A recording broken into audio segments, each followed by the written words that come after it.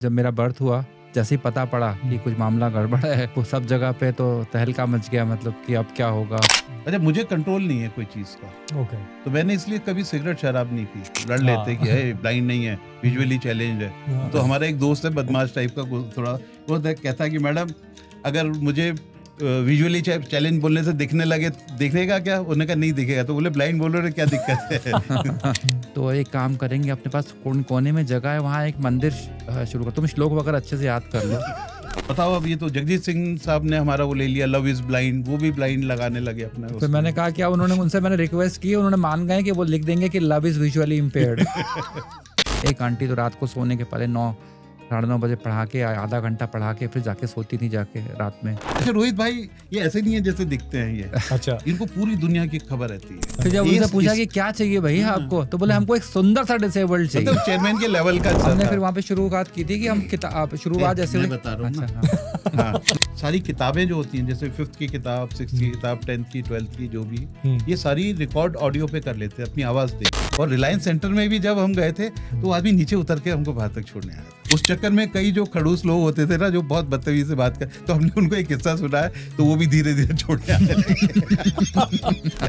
तो जितने भी टीचर आए वो सारे गामा से शुरू करें, और 2-3 साल में 20 टीचर्स की नौकरी खा गई यार, सब ठीक हो जाते हैं। भगवान सबका भला कर देता है, हो जाता है। बताओ क्या चाहिए? बोले हाँ। तो मैंने कहा रोहित भाई, कलाम सर आपको प्लेट लगा के दिए। रोहित भाई को हाथ ऐसा कांपने लगा। कमेंटेटर बता नहीं पाया ठीक से, उन्होंने कहा एक अजीब सा शॉट खेला है लेग साइड में। तो बोले ये कौन सा शॉट था? वो बैठ गया ऐसे सीधी बात, अंदर से फिर तेजी में आए, अरे इधर आओ, कुछ बोला तो नहीं तुमने? मैंने क्या, मैंने कहा ये चक्कर क्या बॉम्बे का? अरे यार हमने बोला कि हम भी जा रहे हैं बॉम्बे। तो मैंने कहा कहाँ जा रहे हो लेकिन आप? तो बोले नहीं वो मना करेगी तो हम भी कह देंगे अच्छा तुम कहती हो नहीं जाएंगे तो अगली बार नहीं रोकेगी। मतलब कहाँ तक की प्लानिंग करते हैं यार ये। और लोग, दुनिया सोचती है कि ब्लाइंड है बेचारा। आपने वो देखो, आप फिल्म जो अभी श्रीकांत आई है, आप डिप्रेशन में आ जाओगे। आप अगर अरुषि में आके अगर आप स्माइल नहीं कर सकते तो आप क्या यार, थोड़े ठीक लग रहे हैं। हम एक काम करते हैं, 2-3 दिन इसको ले जाते हैं तो चल बल के देख लेते हैं। और पसंद नहीं आए तो वापस कर जाएंगे। कहता भाई साहब अगर सीढ़ी उतर गए ना, बंदे के पास, जिसके पास भेजा उन्होंने 50,000 का एक चेक दे दिया। जैसे ही आगे गए तो कहते सुनिए एक बैक डेट में प्रपोजल दे दीजिएगा। मतलब बहुत बहुत स्वागत है आप सभी का ऑन अनफिल्टर्ड विद निवेद। आज का जो वीडियो है वो फ्रेंडशिप के बारे में है, और एक ऐसी यूनिक फ्रेंडशिप है जो ऐसे लोगों के बारे में है जिनके ऊपर प्रकृति ने बड़े बड़े प्रहार किए हैं, लेकिन उन प्रहारों से बच के वो एक जॉयफुल जिंदगी जीते हैं, और उसके ऊपर वो कॉज के लिए भी काम करते हैं। खुद तो ऐसे टाइम से गुजर ही रहे हैं, लेकिन उसको अनदेखा करते हुए बहुत बड़े कॉज के ऊपर काम करते हैं, जिसमें लोगों की, बच्चों की हेल्प करते हैं। तो जो आज के गेस्ट हैं उनमें से एक हैं रोहित त्रिवेदी जी और दूसरे हैं अनिल मुदगल जी। जो रोहित त्रिवेदी जी हैं वो विजुअली इम्पेयर्ड हैं, बचपन से ही हैं, और जो अनिल मुदगल जी हैं वो 30 साल से किसी कॉज के लिए काम कर रहे हैं। जहाँ भी उन्हें लगता है वहाँ काम करने चले जाते हैं। बहुत बच्चों के लिए काम किया उन्होंने। अब दोनों मिलके एक आरुषि नाम का एक सेंटर चलाते हैं, रिहेबिलिटेशन सेंटर कह सकते हैं, जब विजुअली इम्पेयर्ड बच्चे होते हैं और भी तरीके से जो डिसेबल्ड बच्चे हैं वो होते हैं, उनके लिए दोनों मिलके बहुत खुशी खुशी काम करते हैं। और ऐसे काम नहीं करते हैं कि चलो उनका कुछ अच्छा कर रहे हैं, कुछ बड़ा सोचते रहते हैं कि आज ये कर दिया, इससे बड़ा क्या कर सकते हैं बच्चों के लिए। तो ये सब काम देखते हुए बहुत सारे अच्छे अच्छे लोग जुड़े हुए हैं जो वॉलेंटियर हैं वहाँ पे। उनमें से एक हैं गुलजार साहब, एक विशाल भारद्वाज हैं, एक रेखा भारद्वाज हैं, ये जो बहुत अच्छे सिंगर हैं, और बहुत खुशी खुशी उनके साथ काम करते हैं। तो मैंने जब ये पॉडकास्ट किया तो मुझे तो बहुत मज़ा आया। ऐसी ऐसी बातें मिलेंगी आपको देखने के लिए कि आपको मज़ा आ जाएगा। और ऐसा बोरिंग पॉडकास्ट नहीं है, बहुत फन है, ऐसी ऐसी हंसी वाली कहानियाँ है कि आपको मज़ा आ जाएगा। तो जुड़े रहिए ऑन अनफिल्टर्ड विद निवेद।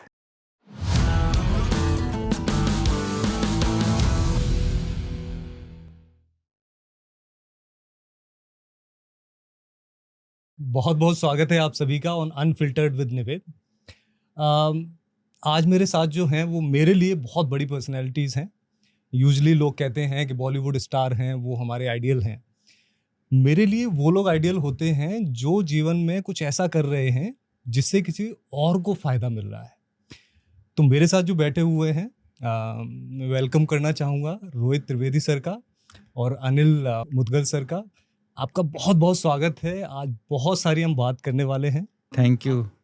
तो मैं एक बहुत अच्छी बात बता देना चाहता हूँ ऑडियंस को कि ये 3 भागों में पॉडकास्ट है। पहला ये है कि थोड़ा सा रोहित भाई के पर्सनल लाइफ में जाएंगे, कैसे स्टार्ट हुआ, क्या सब कुछ हुआ। फिर एक आरुषि जो हमारा कितनी पर्सनल रहेगी बात? वो अनिल भाई पे डिपेंड करेगा। कितने पर्सनल जा सकते हैं, कुछ कोई रोक टोक नहीं है। मुझे तो रात को थोड़ी सी रोक लगाने के लिए कहा था। अच्छा, फोन आया था। हाँ। तो दूसरा आरुषि है, उसको हमें बहुत डीपली डिस्कस करना है। और तीसरा जो है वो दोस्ती है, क्योंकि मैं डीपली इस दोस्ती को बहुत अच्छे तरीके से जानना चाहता हूँ, लोगों को बताना चाहता हूँ कि एक ऐसी दोस्ती हो सकती है जिसमें फन है, जिसमें खुशी है, जिसमें हंसी है, जिसमें अगर आप 5 मिनट बैठ जाओ नॉर्मली तो आपके पेट की जो आंतें हैं वो दर्द करने लगती हैं। तो उसमें बड़े डीपली जाना है और कोई भी कहानी बचनी नहीं चाहिए आज अनिल भाई। मैं ऑडियंस को बताना चाहता हूँ कि ऐसी ऐसी स्टोरीज आएंगी जिन लोगों पे लोग बड़े सीरियसली बात करते हैं ना कि ऐसे कैसे बोल दिया आपने और ये तो बहुत ही अगली हो गया, ऐसे नहीं कहना चाहिए। वो आज बड़ा नॉर्मल हो जाएगा। वो ऐसे लगेगा कि इतने नॉर्मली भी कोई सीरियस बात को किया जा सकता है। तो आप जुड़े रहिए लास्ट तक, बहुत मजा आएगा। तो रोहित भाई पहले डिस्कस करते हैं कि जो हम विजुअली इम्पेयर्ड थे वो बचपन से थे या फिर बीच में कोई ऐसी घटना हुई जिस वजह से? नहीं, बाय बर्थ अच्छा, ब्लाइंड है। और जब मेरा बर्थ हुआ तो पता नहीं, सब जगह तो बड़ा ऐसा था कि बिल्कुल जैसे ही पता पड़ा कि कुछ मामला गड़बड़ है तो वो सब जगह पे तो तहलका मच गया, मतलब कि अब क्या होगा, अब क्या होगा, अब क्या होगा। और शुरू के 2-4 साल तो डॉक्टर के पास बात चली कि डॉक्टर्स से, दुनिया भर के डॉक्टर्स से कंसल्टेशन हुआ जहाँ जहाँ भी हो सकते हैं। और फिर जब डॉक्टर्स हो गए तो फिर वैसे आते हैं ना कि फलाने देवी के पास चले जाओ, फलाने बाबा जी के पास चले जाओ। वो कोई घर में आ गया तो अरे साहब कोई ये दवाई लगा लो, ये तेल लगा दो, ये चीज़ खा लो। शायद मैंने सब कोशिश हुई, तब लगा कि नहीं यार अब वही सब कुछ फेल हो रहा है, कुछ कहीं पे सक्सेस नहीं मिल रही। तो फिर एक्सेप्टेंस आई घर में कि अच्छा कुछ है मामला, गड़बड़ है, अब ठीक होने का उम्मीद नहीं है। तो शुरू के 5-6 साल तो इसी में निकल जाते हैं अगर ऐसी कोई स्थिति होती है घरों में तो। जी। तो फिर उसके बाद कैसे सारा एक्सेप्ट किया पेरेंट्स ने कि अब ठीक है, अब इसी के साथ रहना है और इस चीज़ को एक नॉर्मल लाइफ में कैसे इंट्रोड्यूस करना है?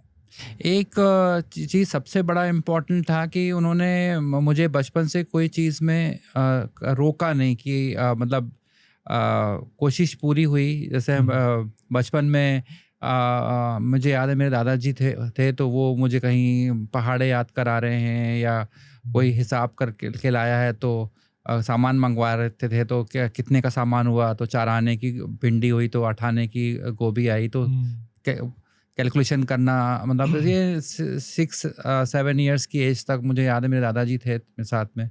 तो उस टाइम पे वो हम लोगों के टाइम पे वो दादा जो सीखे थे कि 1 अद्दा 2 अद्दा 1 3 अद्दा 1.5 ऐसे सब उन्होंने मुझे याद कराया चीज़ें। तो मैंने कॉन्सेप्ट्स जो है ना इतने ग्रेजुअली कैलकुलेशन के कॉन्सेप्ट्स हैं या पहाड़े हैं, टेबल्स हैं, तो वो सब इतने ग्रेजुअली पता भी नहीं पड़ा, सिखा दिए। फिर अब समय प्रॉब्लम ये हुआ कि अब उसको बच्चे को एडमिशन कहाँ दिलवाएं।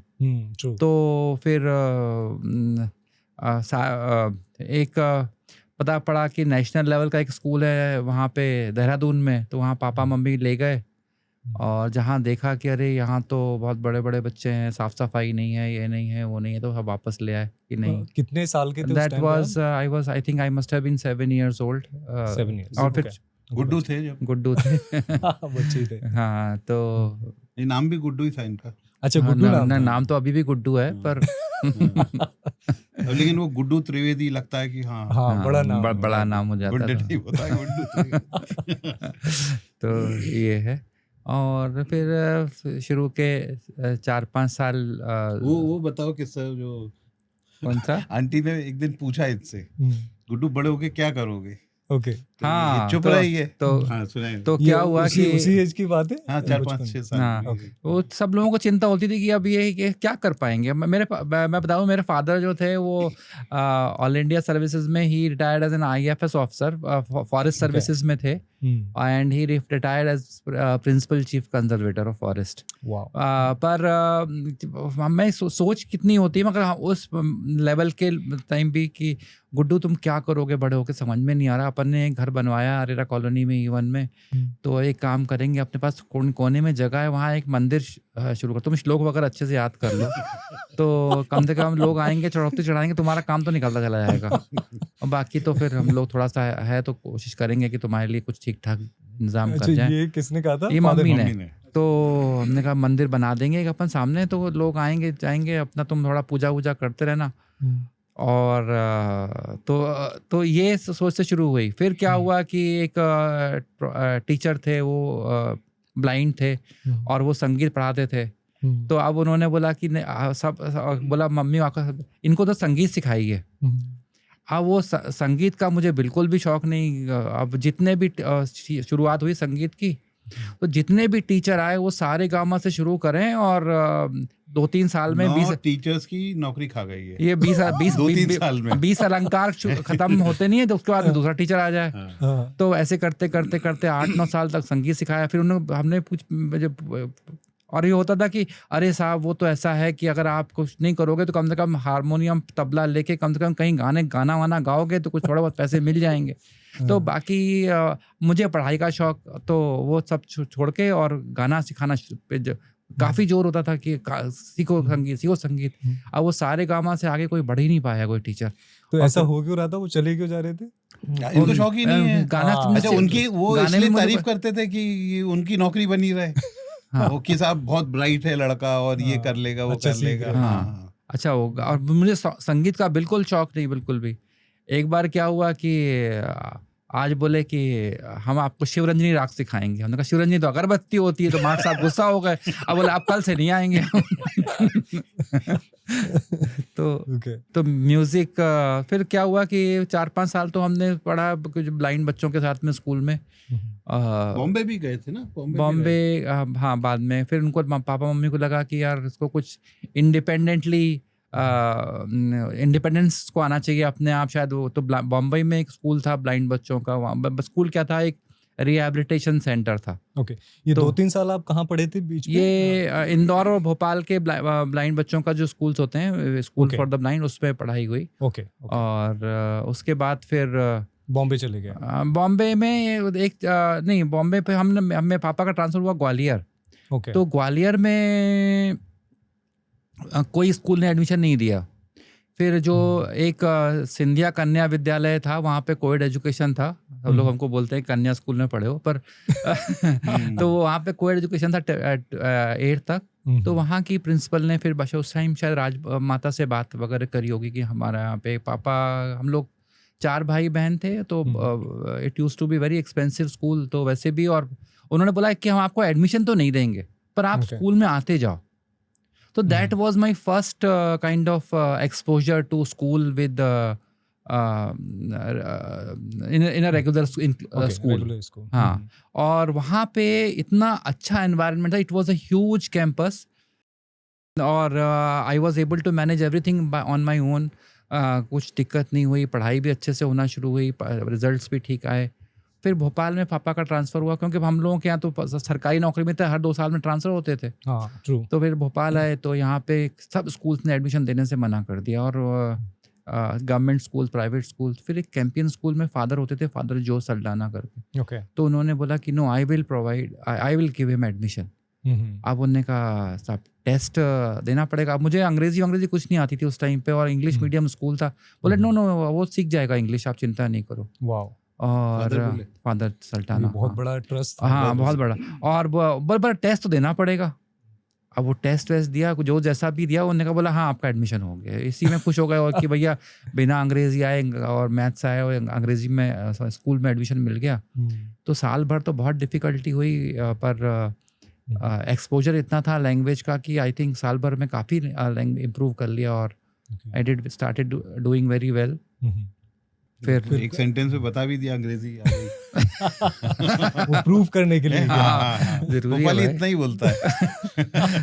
हाँ अच्छा, तो उसके बाद कॉलेज कहाँ हुआ? भोपाल में ही था? हाँ फिर मैंने क्या, उसके बाद मैं 2 साल स्कूल में पढ़ा कैंपियन में। वहाँ पे साइंस था, साइंस में थोड़ा सा प्रैक्टिकल्स का इशू था, मैथ्स का इशू था तो फिर मैंने आर्ट्स था तो वहाँ पे एक कैम्ब्रिज स्कूल था, वहाँ पढ़ाई करी और वहाँ पे भी पढ़ाई अच्छी हुई। I was in merit economics में, मुझे हाईएस्ट मार्क्स मिले मध्य प्रदेश में।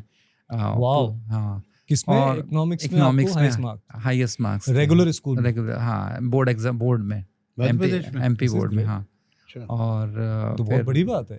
तो ये राइटर भी था ना, राइटर लिखता नहीं है नहीं ना? राइटर लिखता, मगर राइटर उस जमाने में हम लोग अच्छा, थे, खुद ही हाँ, बोलते थे। खुद ही बोलते थे। तो तो राइटर जूनियर रहता है 1 साल, से कुछ नहीं आता था। हाँ, हाँ हाँ। हाँ तो तो उसके बाद फिर जो है ये, चलो, अब अब फिर सुनाओ फिर आप। क्वेश्चन फिर हुआ कि करना क्या है। तो वहाँ पे एक regional college of education, regional institute of education उसको बोलते हैं आज कल। तो वहाँ पे मैंने 4 ईयर कोर्स किया, BA B.Ed कोर्स। ओके। और फिर वहीं से M.Ed MA करने के बाद में फिर वहाँ जॉब भी में, टॉप किया? वहाँ पर भी बताओ तो। अच्छा किया। हाँ। टॉप अच्छा, तो कॉलेज नहीं, में टॉप हाँ, किया आपने? कॉलेज में हाँ M.Ed में मैंने टॉप किया। फिर एंड दैट B.A. वाज में भी, आल्सो रेगुलर कॉलेज? हाँ रेगुलर कॉलेज। वो तो बड़ा अच्छा अच्छा कॉलेज, RI NCERT अच्छा, का कॉलेज है। NCERT का कॉलेज Okay. है। फिर हिंदुस्तान क्या में हुआ, 4 जब 5 कॉलेज हैं। से बाहर निकले तो मेरे जितने भी साथ के लोग थे वो मेरे से मतलब डाउन द लाइन सबको नौकरियां मिल गई। ओके। तो और मुझे नौकरी नहीं मिली। और मेरा आपने मैं अप्लाई करता था कि स्कूल में टीचिंग के लिए, हाँ। तो नौकरी नहीं मिली। फिर क्या हुआ कि एक बार क्या हुआ कि मेरी भाभी की फ्रेंड की मदर थी, वो टीचर थी स्कूल में। ओके। तो उनको पास में वो जो एप्लीकेशन जो आती हैं जांचने के लिए, स्क्रूटिनी के लिए आई थी।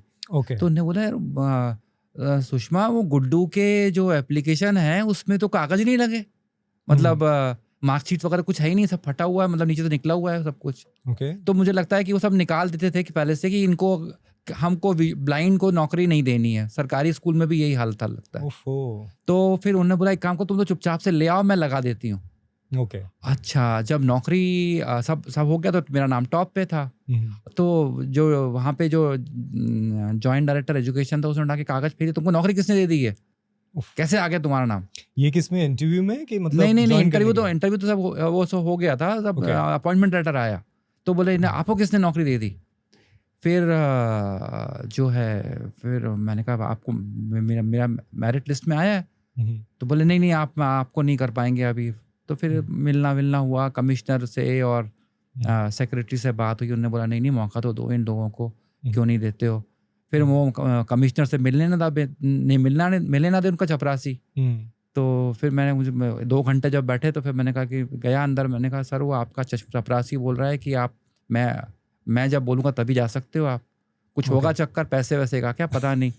तो अच्छा, आपने चपरासी का बोल दिया? नहीं, कमिश्नर साहब को बोल दिया कि आपका प्यून जो है अंदर नहीं घुसने दे रहा, वो लग रहा है कि पैसे से चाहिए होंगे उसको मिलने के लिए। तो उसने बुला के डांटा वाटा और फिर सब पूछा, बात हुई। उन्होंने कहा नहीं आप ट्राई करिए, हम लोग we will definitely give you opportunity. Okay. तो ऐसे फिर स्कूल में नौकरी करी, क्योंकि मुझे कॉलेज में नौकरी करनी थी। और मैंने कहा अगर मुझे स्कूल में भी नौकरी नहीं मिलती, कॉलेज वाले भी फिर यही बोलेंगे कि आप कैसे पढ़ाओगे, क्या होगा, ब्लैक बोर्ड पे कैसे लिखोगे, बच्चे क्या सोचेंगे, और सारी दिमाग में बातें आती हैं। तो फिर मैंने साल भर स्कूल में पढ़ाया and I was able to do very well. और तब तक मेरा MA चल रहा था कॉलेज में। तो सुबह कॉलेज जाना, फिर वहाँ से स्कूल जाना, और रात को आके पढ़ाई करना, स्कूल की पढ़ाई, कॉलेज की पढ़ाई, ऐसे करके फिर 2 साल पढ़ाई करी। और फिर उसके बाद में कॉलेज की जब वॉन्ट्स निकली तो फिर मेरा आराम से सिलेक्शन हो गया, कोई दिक्कत नहीं हुई। ओके। अच्छा, 2 क्वेश्चंस हैं मेरे। एक ये है कि कभी सोचा था कि कॉलेज में ही जॉब करना है, या फिर एक मूवमेंट बनता चला गया और स्कूल के बाद कॉलेज, उसमें जॉब में चले गए? नहीं, स्कूल पास करने के बाद तो सोचा था कि कॉलेज में करना है, क्योंकि लग रहा था कि कर लेंगे, क्योंकि क्योंकि स्कूल तक तो नहीं कॉन्फिडेंस था कि कुछ हो पाएगा, कि हाँ नौकरी मिलेगी, क्या होगा। ट्रू। पर जब स्कूल्स में रिजल्ट्स अच्छे आए तो फिर लगा कि नहीं ठीक है, मैंने I will be able to work hard. पर ये इसमें पूरे एजुकेशन में स्ट्रगल जैसे होती, क्योंकि हम लोगों के पास में पढ़ने के लिए कोई इंतजाम नहीं होता, तो वॉलंटियर्स बहुत हमारे आसपास के घर के आसपास के आंटीज़ हैं, वो they used to read out for me, 5-5 घंटे पढ़ाती थी आंटियाँ घर में बुला के, तो उससे I was able to do well on account of that. Okay. और कई बार तो ये होता था कि एक आंटी को बोला मैंने, aunty thank you very much, तो बोला तुम्हारा थैंक यू नहीं चाहिए, तुम्हारा रिजल्ट चाहिए 11th में। तो पता नहीं एकदम लग गया कि अगर मैंने अगर रिजल्ट अच्छा नहीं लाया तो बाकी लोगों को कोई हेल्प नहीं करेगा, तो पता नहीं वो दिमाग में लग गया, तो फिर I work really hard for my this thing exams. Wow. So ये जो लोग थे ये मतलब किस बेस पे आपकी हेल्प करते थे? जो आंटी आप बता रहे थे 4-5 थे, जी जी, वो कौन थे? मैं जहाँ रहता था वहाँ मेरे नेबर्स आसपास के आंटियाँ थी, तो पीछे हमारे यहाँ पे एक नायडू आंटी होती थी, वो पढ़ाती थी। हमारे पड़ोस में एक रे आंटी थी, वो पढ़ाती थी, अब तो they are no more now. Okay. तो वो बस अपना टाइम उनको अपना स्पेंड करना, तो मतलब कि कोई अच्छे काम में करना, तो वो टाइम दे देती थी। एक आंटी तो रात को सोने के पहले 9-9:30 बजे पढ़ा के, आधा घंटा पढ़ा के फिर जाके सोती थी जाके रात में। एक दिन में सुबह 2 घंटा, सुबह 2 घंटा, शाम में सारी से। उनकी मेहनत है ये। उनकी वही मेहनत कह है रहे हैं, ऐसे हाँ, लोग समाज हाँ। के और कोई कितनी तरीका बड़ी नहीं blessing था है। उस वक्त हाँ, पढ़ने का। उसके कितनी बड़ी ब्लेसिंग हाँ। है ये लोग। और कैसेट्स तब आना शुरू हो गए, तो कैसेट रिकॉर्डर खरीदना बड़ा मुश्किल वाला काम था। कैसेट रिकॉर्डर खरीद लिया तो वो कैसेट आता था कोई कौन सा टोनी का कैसेट या कोई, कैसेट भी जब कैसेट के साथ बड़ी एक वो रही, जब वो पैदा हुए तब भी 30 रुपए के थे, और जब हाँ, तो खत्म जब हुआ खत्म हुए तब भी 30 रुपए के थे वो, हाँ। ना बढ़े ना कुछ। हाँ, जो वो टेप रिकॉर्डर टेप रिकॉर्डर होता है। अच्छा और होता ये था कि कैसेट लिए 5 को, हमारी बहन थी बाहर अल्जीरिया में, तो वो कभी जब भी आए तो हम गुड्डू के लिए 6 कैसेट लेके आए हैं। तो वो 6 कैसेट तो 6 लेक्चर में ख़त्म हो जाए, फिर उसको याद करते थे और फिर सुन के फिर उसको वॉच करके उसमें, और 2-4 बार के बाद में तो कैसेट ख़राब हो जाते थे, तो आधी आवाज़ गोल हो जाती थी। तो ऐसे पढ़ाई करी फिर इस तरह से। तो अनिल भाई के पास बहुत जल्दी आने वाले हैं, क्योंकि आई एम वेरी एक्साइटेड जी। जो कहानियां हमें पता चलने वाली हैं। जी। एक मेरा क्वेश्चन और है कि नॉर्मली क्या होता है जब ऐसी सिचुएशन में पेरेंट्स आपको रेज कर रहे होते हैं, जी। तो एक तरह से तो वो बिल्कुल ही बेकारा बना सकते हैं कि हर चीज में आपकी हेल्प कर रहे हैं, हाथ दे रहे हैं। जी। कुछ पेरेंट्स ऐसे होते हैं जो छोड़ देते हैं कि खुद लड़ो और अपने पैरों पे खड़े हो। इन दोनों में से कौन से कैटेगरी में थे आपके पेरेंट्स? देखिए ऐसा है कि 2 तरह की, आपने बिल्कुल सही आइडेंटिफाई किया कि 2 तरह की स्थितियां आती है। Either you are utterly neglected और you are too over protected. True. Both of them are difficult situations to deal with. अगर आपको बिल्कुल छोड़ दिया कि ये पढ़ा है और उसको ध्यान ही नहीं दिया, तो अल्टीमेटली जो आपकी क्षमताएं हैं वो डेवलप हो ही नहीं सकती कहीं पर भी, ना आपको लोगों से मिलने दिया, ना खुद कोशिश करी, तो वो जो एम्पावरमेंट के सारे जो रास्ते हैं वो सब बंद हो जाते हैं। ओके। तो ऑब्वियसली वो तो बड़ी स्थिति है। ऐसे लोग भी होते हैं जो ओवर प्रोटेक्ट करते हैं कि अरे साहब हमारे पास इतना पैसा हमारी 7 पीढ़ियां खाएंगी, तो हमको जरूरत नहीं पढ़वाने की हमारे बच्चे को, तो वो भी नहीं पढ़ने देते, ना वो डेवलप होने देते हैं, ना पढ़ने देते हैं, ना। और फिर जब बच्चा हो जाता है, बेटा उनका बेटी 30-35 साल की और वो 60-70 के हो जाते हैं, फिर लगता है कि अब मेरा बेटा क्या करेगा, अब मेरी बेटी क्या करेगी। तो तब उनके पास उनको चिंता होती है। तब कई बार लोग आते हैं कि अच्छा आप बताओ, हमने अभी तक ध्यान ही नहीं दिया। तो ऐसी स्थिति दोनों खराब है। तो ये है कि जो हम ट्रीटमेंट आम बच्चों के साथ में करते हैं वही ट्रीटमेंट हमको अपने डिसेबल्ड बच्चे के साथ में करना, वही अपॉर्चुनिटीज़ उनको देना है, वही एक्सपोजर देना है, वही उतना ही प्यार करना है, उतना ही डांटना है। तो वो सब बैलेंस्ड होना चाहिए। और अपॉर्चुनिटीज़ देने में थोड़ा सा आप डिस्क्रिमिनेट कर सकते हैं। ज़्यादा जहाँ ज़रूरत है वहाँ ज़्यादा अपॉर्चुनिटी देना, मतलब रिसोर्सेज ज़्यादा थोड़े से चाहिए पड़ते हैं, पर वो बाद में सब आई थिंक इट गेट्स मतलब paid for. So I think it's a big message कि अगर कोई ऐसे रेज कर रहा है बच्चों को, तो बीच का उस पर हमें चलना चाहिए कि बहुत ज़्यादा भी नहीं छोड़ना है और बहुत ज़्यादा पकड़ के भी नहीं चलना है। ट्रू। सो अनिल भाई, अब आते हैं मारुषि पे। ये कैसे स्टार्ट हुआ, क्या विजन था और अभी हम क्या कर रहे हैं, कैसे आप इन्वॉल्व हो दोनों, किस तरीके से लोग इन्वॉल्व हैं। मैंने सुना है गुलजार साहब भी इसमें इन्वॉल्व हैं एज अ वॉलंटियर। सो जो भी लोग हैं उनके बारे में भी हम बात करेंगे। फर्स्ट ये पहले डिस्कस करते हैं कि ये स्टार्ट कैसे हुआ, किसका विजन था। मेरा ब्रदर इनका रीडर होता था ओके और वो बड़ा गर्व से कहता है कि मैं पहला मेल रीडर मतलब सारी लड़कियां ही होती थी इनकी रीडर, पता नहीं क्यों। और अच्छा। पहला वो कहता था, आज भी कहता है चौड़ा होकर कि मैं पहला मेल रीडर था और उस कमरे में मैं गया हूँ जहाँ पे अच्छा, रीडिंग जिसमें होती किसी थी, को आना नहीं जिसमें चाहिए। हाँ वो पहला वो था जो वहाँ बैठा था जाके। ओके।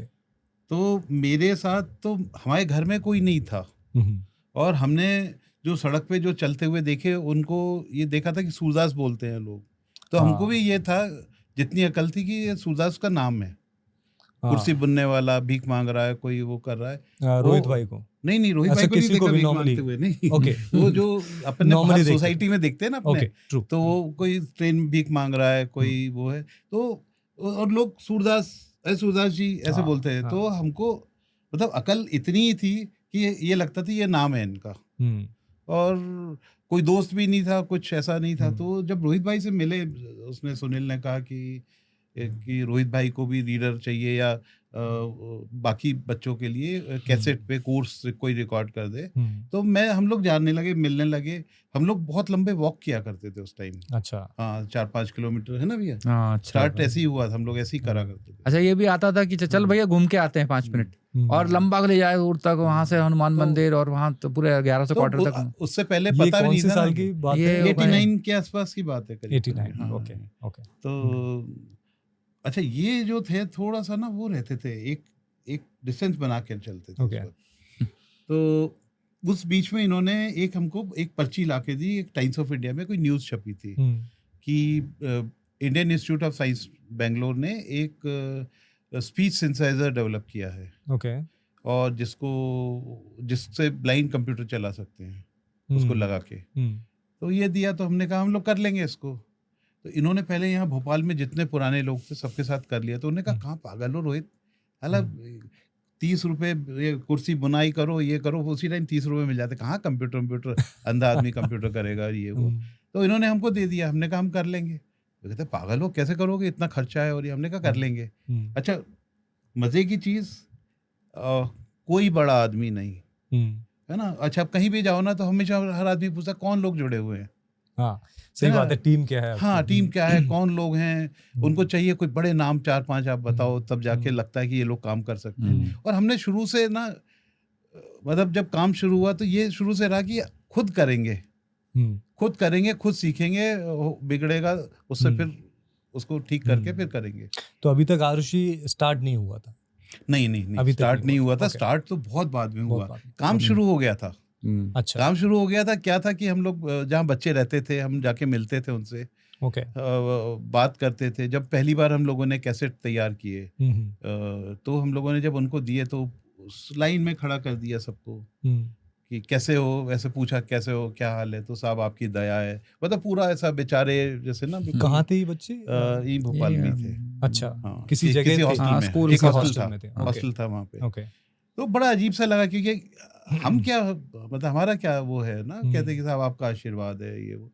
तो हमको आपस में हमने ये तय किया कि दिन तय किए कि अपन लोग हफ्ते में जो 4-5 लोग थे कि एक दिन जाया करेंगे। ओके। और बहुत क्लियर था कि एक दिन जाना है। अब धीरे से, जैसे मेरा था, अच्छा मुझे कंट्रोल नहीं है कोई चीज़ का, ओके। तो मैंने इसलिए कभी सिगरेट शराब नहीं पी। तो क्योंकि कंट्रोल नहीं है, तो मैं जब भी वो शराब की दुकान के सामने से निकलता हूँ तो नाली में 2-4 पड़े होते हैं ना, तो वो मैं अपने आप को देखता हूँ कि मैं हूँ उसमें से। तो मैंने कभी डर के मारे कभी ली नहीं। बहुत तो वहाँ पे भी जब हम लोग जैसे उनके साथ में जाते थे तो बात क्या बता रहा था मैं उसका। हाँ, बच्चे मिले। जो दिन का आपने डिसाइड कर लिया था? हाँ कि हाँ, कौन दिन का से डिसाइड कर। हाँ। तो मेरा धीरे से 2 दिन हो गया, 3 दिन हो गया, मैं 7वें दिन जाने लगा। क्या बात है। तो वो, अच्छा ये नशा जो आप, बाकी नशे तो आप छुड़वा सकते हो, ये जो नशा नहीं छूटता। मैं देखो ना। अच्छा, इसके पहले ये लोग काम करते थे, ये लोग पूरा यूनिवर्सिटी स्टूडेंट्स का ग्रुप था, ये लोग एनवायरनमेंट के फील्ड में काम, माइग्रेटरी बर्ड्स पे काम करते थे। माइग्रेटरी बर्ड्स भोपाल पे काम। तालाब पे जो ये बोट अब बंद हुई है ना, जो कोर्ट ने हाँ। ऑर्डर की, तब भी कहते थे ये बोट चालू करी थी उन्होंने उस वक्त, तब भी हम कहते हैं ये बोट नहीं चलनी चाहिए। इससे क्या क्या होता है, क्या दिक्कत आती है इससे ये वो सारी जो नीचे की जितनी वो वनस्पति वो सारी की सारी, वो अब मैं खराब हो उसका जाता है। एक्सपर्ट तो नहीं हूँ, लेकिन मैं भी गया था पहले ऐसे ही, उसमें देखा था टीवी पे शबाना आजमी और जावेद अख्तर ये सब ऐसे ह्यूमन चेन बनाते थे ना, हाँ। तो मैं भी नए कपड़े पहन के गया था कि जाके वहाँ पे फोटो खींचेगा, सब होगा या जो भी कुछ होगा, क्योंकि उससे पहले अकल थी नहीं। तो एक पीछे से किसी ने एक लात मारी और घुस गए वाटर हाइसिंथ में, वो जो जलकुंभी में। हाँ। वो इतनी नई पैंट खराब हो गई। हाँ। उस दिन फिर समझ में आया कि ये निकालनी पड़ती है, तब जाके तालाब साफ होता है। तो ऐसे ही सीखा। बर्ड वॉचिंग बच्चों को लेके जाते थे, स्कूलों के बच्चों को, कि ये बर्ड्स हैं ये। हम लोग रात को नाव में बैठ जाते थे, रात भर नाव में बैठ के सो जाते थे वहीं पे। सुबह 5 बजे एक हमारे साथ में जो थे, जिनकी वजह से मतलब मैं करता था, मेरा ब्रदर था बड़ा वाला, और ये लोग यूनिवर्सिटी स्टूडेंट्स होते हैं, डॉक्टर विपिन व्यास। ओके। हाँ, तो वो बहुत एक्सपर्ट इन सब चीज़ों, पानी के ऊपर और हर चीज़ के ऊपर। ओके। तो वहाँ से फिर हम लोग का ये हुआ कि बच्चों के साथ में इन बच्चों को भी हम लोग, ब्लाइंड बच्चों को पूछते थे इनकी क्या शौक क्या हैं। तो क्रिकेट का बड़ा शौक रहता था उनको। तो हम लोग किसी प्लेयर को, कोई भोपाल आया होता या रणजी ट्रॉफी कहीं होता, या फिर थोड़े दिन के बाद में जब हुआ तो इनको हम लोगों ने पूरी टीम से मिलवाया, सचिन तेंदुलकर और बाकी टीम से। हाँ, वो बड़े मजेदार किस्से होते थे। संदीप पाटिल एक होते थे जो 83 वर्ल्ड कप के, उन्होंने बताया कि साहब आप वो जो उस वर्ल्ड कप में आपने इस बॉलर को एक ये वाला शॉट खेला था जब आप 11 रन पे 11 रन पे खेल रहे थे, तो आपने लाइन बच्चे कमेंट्री खूब सुनते हैं, कमेंट्री बहुत सुनते हैं। तो उन्होंने कहा कि उस कमेंटेटर बता नहीं पाया ठीक से, उन्होंने कहा एक अजीब सा शॉट खेला है लेग साइड में। तो बोले ये कौन सा शॉट था? वो बैठ गया ऐसे संदीप पाटिल, और यार ये कैसे याद होगा हमको। Actually when they are listening तो बहुत ध्यान से, बहुत उसको मेमोरी बहुत ज्यादा शार्प होती है। वो काफी होती है। अच्छा, एक चीज और है सबकी, ये माना जाता है कि जैसे ब्लाइंड है, अब तो ब्लाइंड बोलने में दिल्ली बम्बई में तो लड़ लेते कि है ब्लाइंड नहीं है, विजुअली चैलेंज है।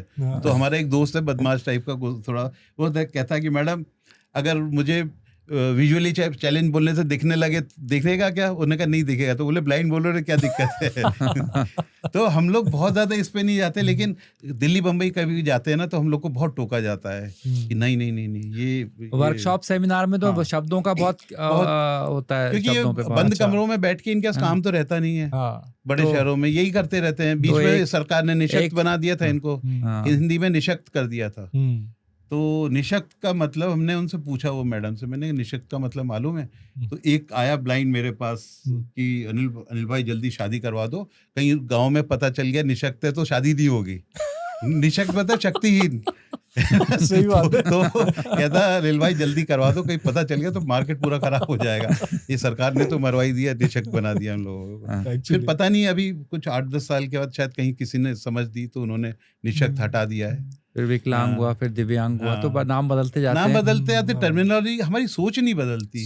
सोच हमारी वही रहती है कि कुछ नहीं कर सकते। या टीचर कहते हैं स्कूल में जैसे नहीं, दिन में 2 अच्छे काम करने चाहिए। पूछा उन्होंने कि आपने क्या अच्छा काम किया? कि साहब वो एक ब्लाइंड खड़ा था सड़क के पास, तो उसको रोड पार करा दी। बोले दूसरा? बोले उसको पूछा ही नहीं था हमने पार करनी की नहीं, उसने कहा वापस छोड़ो, तो वापस छोड़ दिया, तो 2 काम अच्छे हो गए। तो हम पूछते ही नहीं उससे कभी। कितने भी बार इनके साथ हुआ, हमारा झगड़ा होता है फिर कि इस जगह मिलना, और वो मिलते नहीं है वहाँ पे। जब फोन नहीं होते थे तब की बता रहा हूँ मैं। और जब शाम को मिलते हैं तो झगड़ा होता है, यार हम गए थे, वो कहते हैं अरे मैं खड़ा था वहाँ, मैंने किसी ने कोई सरकाया था। बोले हाँ किसी ने सरकाया तो था, तो हमको लगा शायद ये जगह ठीक नहीं है इसलिए सरका गया। वो बिना पूछे ट्रैफिक के उसमें खड़े थे। तो ये बात आपने बहुत सही कही कि कमरे में बैठ के बड़े बड़े नाम दे देना, उसके पीछे कोई फीलिंग नहीं है। जैसे आप लोग कोई भी वर्ड बोलते हो, अगली दिख सकता है कि बड़ा रूडली बोल रहे हो, आप किस तरह से बोल रहे हो वो इम्पोर्टेंट है आप, लेकिन फीलिंग, आपके इमोशंस इतने गहरे हैं कि वो शब्दों को शायद जो बैठे हैं उन लोगों नहीं समझ सकते हैं।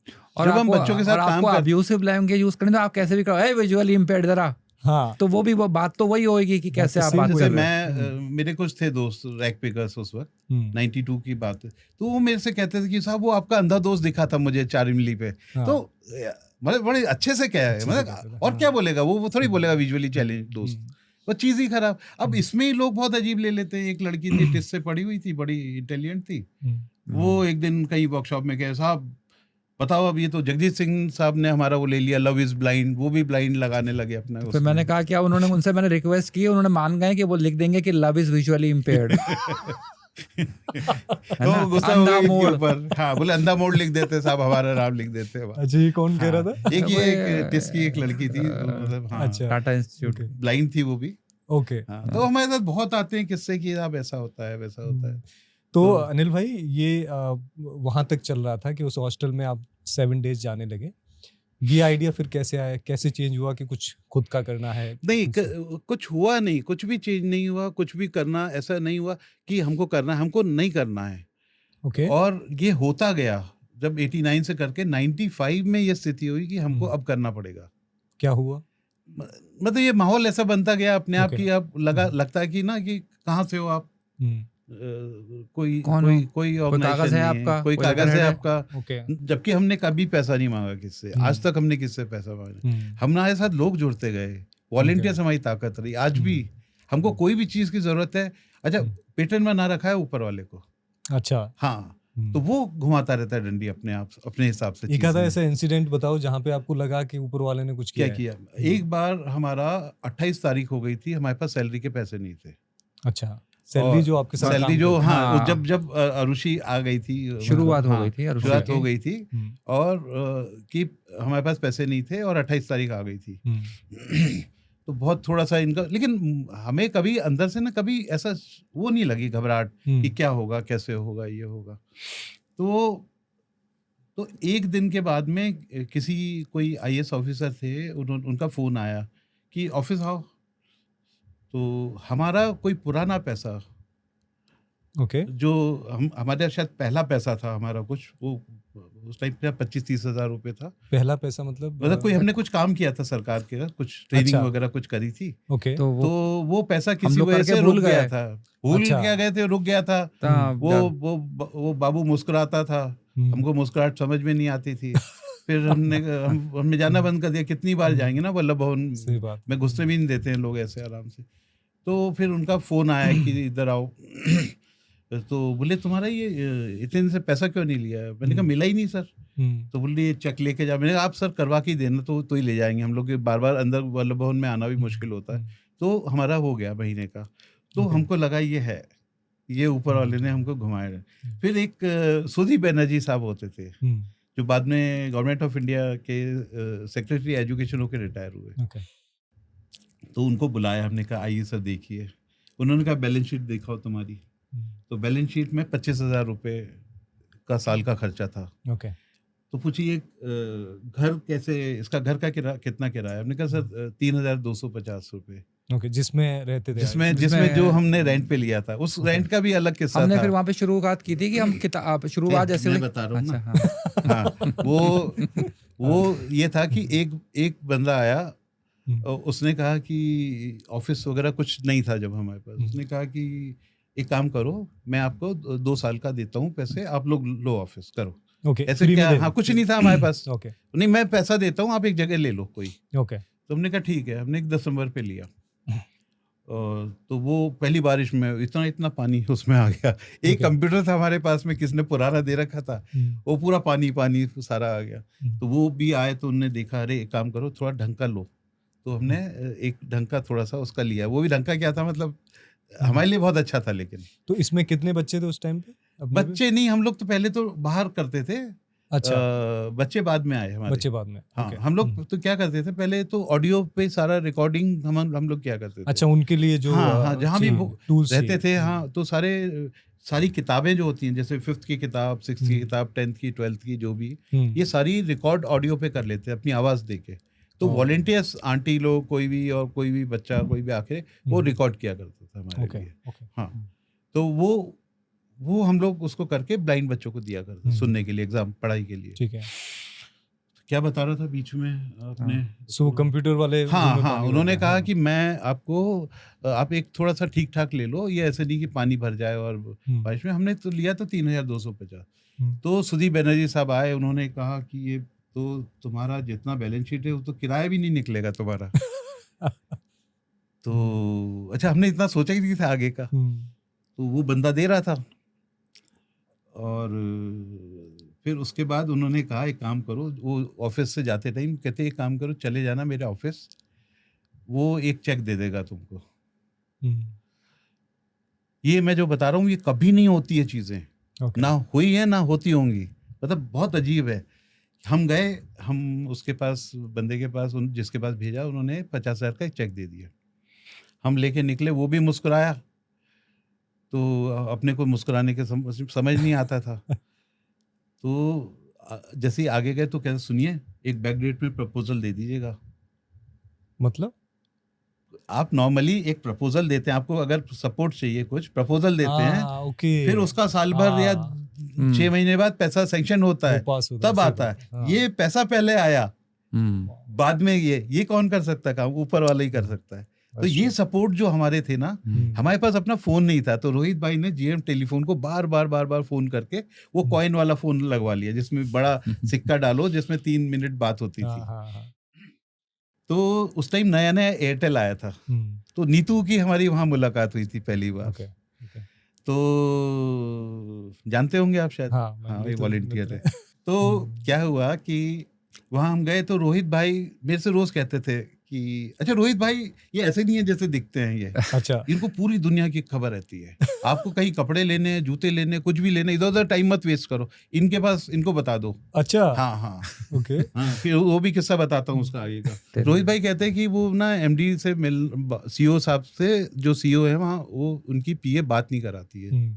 अब वो क्यों कराएगी बात? ये कहते थे, वो पूछती थी क्या काम है, नहीं काम नहीं है, बस मिलना है। वो कहते नीचे मिल लो किससे, तो कहते हैं बात नहीं करते हैं। एक काम करते हैं, अब सुबह 8:30 बजे जाके ना बाहर खड़े हो जाते हैं ऑफिस के। उसे गार्ड से बोला हमने, तुम बता देना जैसे ही आएंगे ना हम पकड़ लेंगे उनको। तो उसने इशारा किया, गाड़ी आई, तो हमने कहा कि सर हम लोग ऐसे ऐसे हैं और आपसे बहुत टाइम से मिलना चाह रहे थे। अरे मेरे को किसी ने नहीं कहा, आओ आओ। वो ले गए ऊपर हमको। तो उन्होंने कहा कि एक काम करते हैं कि मैं कल आता हूँ। सब बताया हम लोगों ने क्या क्या काम करते हैं। उन्होंने कहा मैं कल आता हूँ। तो ठीक है, अगले दिन वो नहीं आया, उन्होंने अपनी जीएम को भेजा। जीएम आया, जीएम को भी हमने अपनी चीज़ें बताई, ये करते हैं। और वो उसने जाके जब उनको बताया कि साहब वो पैसे तो नहीं मांगे उन्होंने, लेकिन अच्छा उन्होंने, खुराना साहब ने उनको, ये बीडी खुराना नाम था उनका। अच्छा, ओके। तो उन्होंने बताया कि साहब वो पैसे नहीं मांगे, बस वो अपना काम दिखाते रहे। तो नेक्स्ट डे खुराना साहब खुद आए, जो सीईओ थे, और सॉरी बोले मैंने गलत समझा। उसको जीएम को बोला था कुछ पैसे चाहिए तो उनको कमिट कराना। तो जब वो आए, बात हुई, तो उनको फ़ोन करना था, उनकी गाड़ी चली गई थी उस वक्त। मेरे ख्याल से मोबाइल शायद आया नहीं था, 99 में कोई रहता था। तो हमारे पास 3 कॉइन बचे थे, वो 3 कॉइन के 9 मिनट में ख़त्म हो गए वो। तो उन्होंने पूछा और कोई फ़ोन नहीं है? हमने कहा नहीं है सर। तो शाम तक हमारे यहाँ उनके जाने के बाद में 2 आदमी आए, बोले साहब वो ये नंबर है E5155। हमने कहा ये है। तो कहते हैं वो फ़ोन लगाना। हमने कहा हमने तो बुक किया नहीं, क्योंकि हमको ये डर था इसका खर्चा कौन करेगा ना, कहाँ से आएगा। तो हमने कहा हमने तो बुक नहीं किया। कहता है साहब मैं तो ठेकेदार का आदमी हूँ, तो मैं तो आज रख के जाना है, आप भले ही मत करना इस्तेमाल जो भी हो। उससे पूछा हमने, हमको अकल भी इतनी थी कि यार इसका खर्चा कहाँ से करेंगे हम। तो कहता वो तो आप देखना साहब, अब जो लगवा रहे तो। अच्छा, उसको नहीं पता था। उसको क्या पता, वो तो ठेकेदार का आदमी है, वो तो आदमी लगाना। फिर अगले दिन घंटी बज गई। हमने इनको कहा कि एक इस पे कपड़ा ढक दो, कोई इस्तेमाल नहीं करना। हाँ, क्योंकि वो मुफ्त का दिखेगा तो आदमी को 50 काम याद आते हैं, और सिक्का 1 रुपए का आदमी तभी डालेगा जब बहुत ज़रूरत की चीज़ होगी। तो 10-15 दिन के बाद वो कहीं पे हमको कहीं टकरा गए हम लोग। खुराना सर मिले कहीं, तो ऐसी बात करते करते पूछा, अरे वो आपका फ़ोन चालू हुआ क्या? हमने कहा हाँ हो गया, लेकिन हम लोग इस्तेमाल नहीं करते उसको, उसका बिल कहाँ से आएगा? कहते करो इस्तेमाल, जब आएगा जब देख लेंगे बिल। तो 2 साल पहले तक के, मेरे ख्याल से 22 तक के, वो उसका 98 या उसके आसपास से, सोचो इतने दिन तक के वो फ़ोन बिना बिल के उसके आया है। उसका कभी बिल नहीं आया। कभी बिल नहीं आया हमारे पास। दिक्कत पता कब होती थी? जिस दिन आंधी आई, लाइन टूट गई, कुछ हो गई, वो फ़ोन करते थे ना कंप्लेंट, वो लड़की पूछी सर बिल किस नाम से आता? नहीं बिल नहीं आता। वो पागल हो गया, बिल नहीं आता, हम धंधा करने बैठे हुए हैं कंपनी, और कहते बिल नहीं आता। तो मैंने कहा नहीं आया, 24 साल हो गए नहीं आया बिल हमारे। तो ऐसा क्यों हो रहा था? ये ऊपर वाले का यही तो काम है। तो उन्होंने कोई जो भी था, मतलब वो, हम तो इसको जिसने भी किया है, हमारे लिए तो ऊपर वाले ने किया है काम। कि कभी, और उन्होंने कहा जितना ज्यादा करोगे तो रमेगा, जैसे होता है ना कि आप वो चलाते थे साइकिल की, ज्यादा चलाओ तो अच्छी स्मूथ चलेगी, हाँ, तो कहते हैं जितनी ज्यादा यूज करोगे उतना अच्छा है, ये आवाज भी क्लियर होती जाएगी। और सोचो कि उस व्यक्ति के साथ हमारा ऐसा रिश्ता था कि पहले दिन भी हम जब मिलने गए थे ना, वो आदमी बाहर तक छोड़ने आया था हमको। और रिलायंस सेंटर में भी जब हम गए थे तो वो आदमी नीचे उतर के हमको बाहर तक छोड़ने आया था। उस चक्कर में कई जो खड़ूस लोग होते थे ना, जो बहुत बदतमीजी से बात कर, तो हमने उनको एक किस्सा सुनाया तो वो भी धीरे धीरे छोड़ने आने लगे। वो किस्सा सुनना चाहिए। क्या हमने यही सुनाया उनको ना कि साहब वो हमारे रिलायंस रिलायंस में अच्छा, रिलायंस। हम मिलके आए उनसे, तो रिलायंस इन्फोकॉम के वो ग्रुप प्रेसिडेंट हैं, हाँ, और वो अभी नीचे तक छोड़ना है, हमने उनको मना भी किया, तो ये भी जब उतरने लगे तो नीचे ये भी छोड़ना है। यार ये तो चीजें। तो रोहित भाई वाला क्या बता रहा था मैं, कुछ ना फोन वाला था, चलो मेरे को याद आएगा कुछ। हाँ। तो हाँ जी आप। तो फिर हमारा आरुषि स्टार्ट हो गया हाँ ऋषि फिर हमने 95 में रजिस्टर करा। 95 में। ओके, जी, और जी। कहाँ किया, किस बिल्डिंग में थे उस टाइम? और ये आ गए थे, वो E5 वाले में आ गए थे। अच्छा, E5 में। हाँ, और वो जो आदमी हमको सपोर्ट कर रहा था किराए का, वो एक दिन फैल गया ओके। और उसने कहा कि यार मेरे को दिक्कत हो गई है, मैं जो हूँ अब आगे नहीं कर पाऊंगा। बड़ा दर्द हुआ, आपस में लड़ने लगा कि यार मना कर रहे थे मत करो रजिस्टर और शुरुआत। ये सब चीजें मत करो, अब कैसे होगा। लेकिन बाद में समझ में आया कि उस आदमी ने सारी प्लानिंग के लिए किया था सारा, कि जैसे? इनको समुंदर में बीच में डाल दो, अब हाथ पैर चलाओगे कि नहीं बचने के लिए आप, हाँ, हाँ। तो आपने चलाने शुरू करे तो चीजें शुरू हुई। हमने यूनिसेफ में बात की, ओके। रोहित भाई ने कहा, दिमाग इनका बहुत चलता था, तो इन्होंने कहा एक काम करते हैं, यूनिसेफ हमारे घर के पीछे चलते हैं। तो वो गेट से अंदर ही नहीं घुसने दे गार्ड। तो उस बीच में एक गर्दे आंटी होती थी, एक IAS अफसर होती थी, जो एकेडमी की वो थी ना, बाद में हाँ बाद में डायरेक्टर वगैरह बनी थी, और काफी सीनियर IAS थी। उन्होंने कहा एक सोशल वेलफेयर डिपार्टमेंट में एक विवेक डांड करके एक नया लड़का आया है, बहुत अच्छा है, IAS अफसर है जो डायरेक्टर, तो उससे मिलो तुम जाके। हम जाके बैठ गए वहाँ पे, पहली बार सरकारी ऑफिस में। तो 1 घंटे बाद वो निकले, अरे सॉरी यार वो चीफ सेक्रेटरी ने बुलाया, मीटिंग के लिए जा रहे हैं। फिर हमारा झगड़ा कि यार कहाँ फालतू के फंस गए, अपना चुपचाप करते थे मजे के साथ जितना टाइम मिलता था, ये इनके चक्करों में। फिर हमने कहा अब नहीं जाएंगे।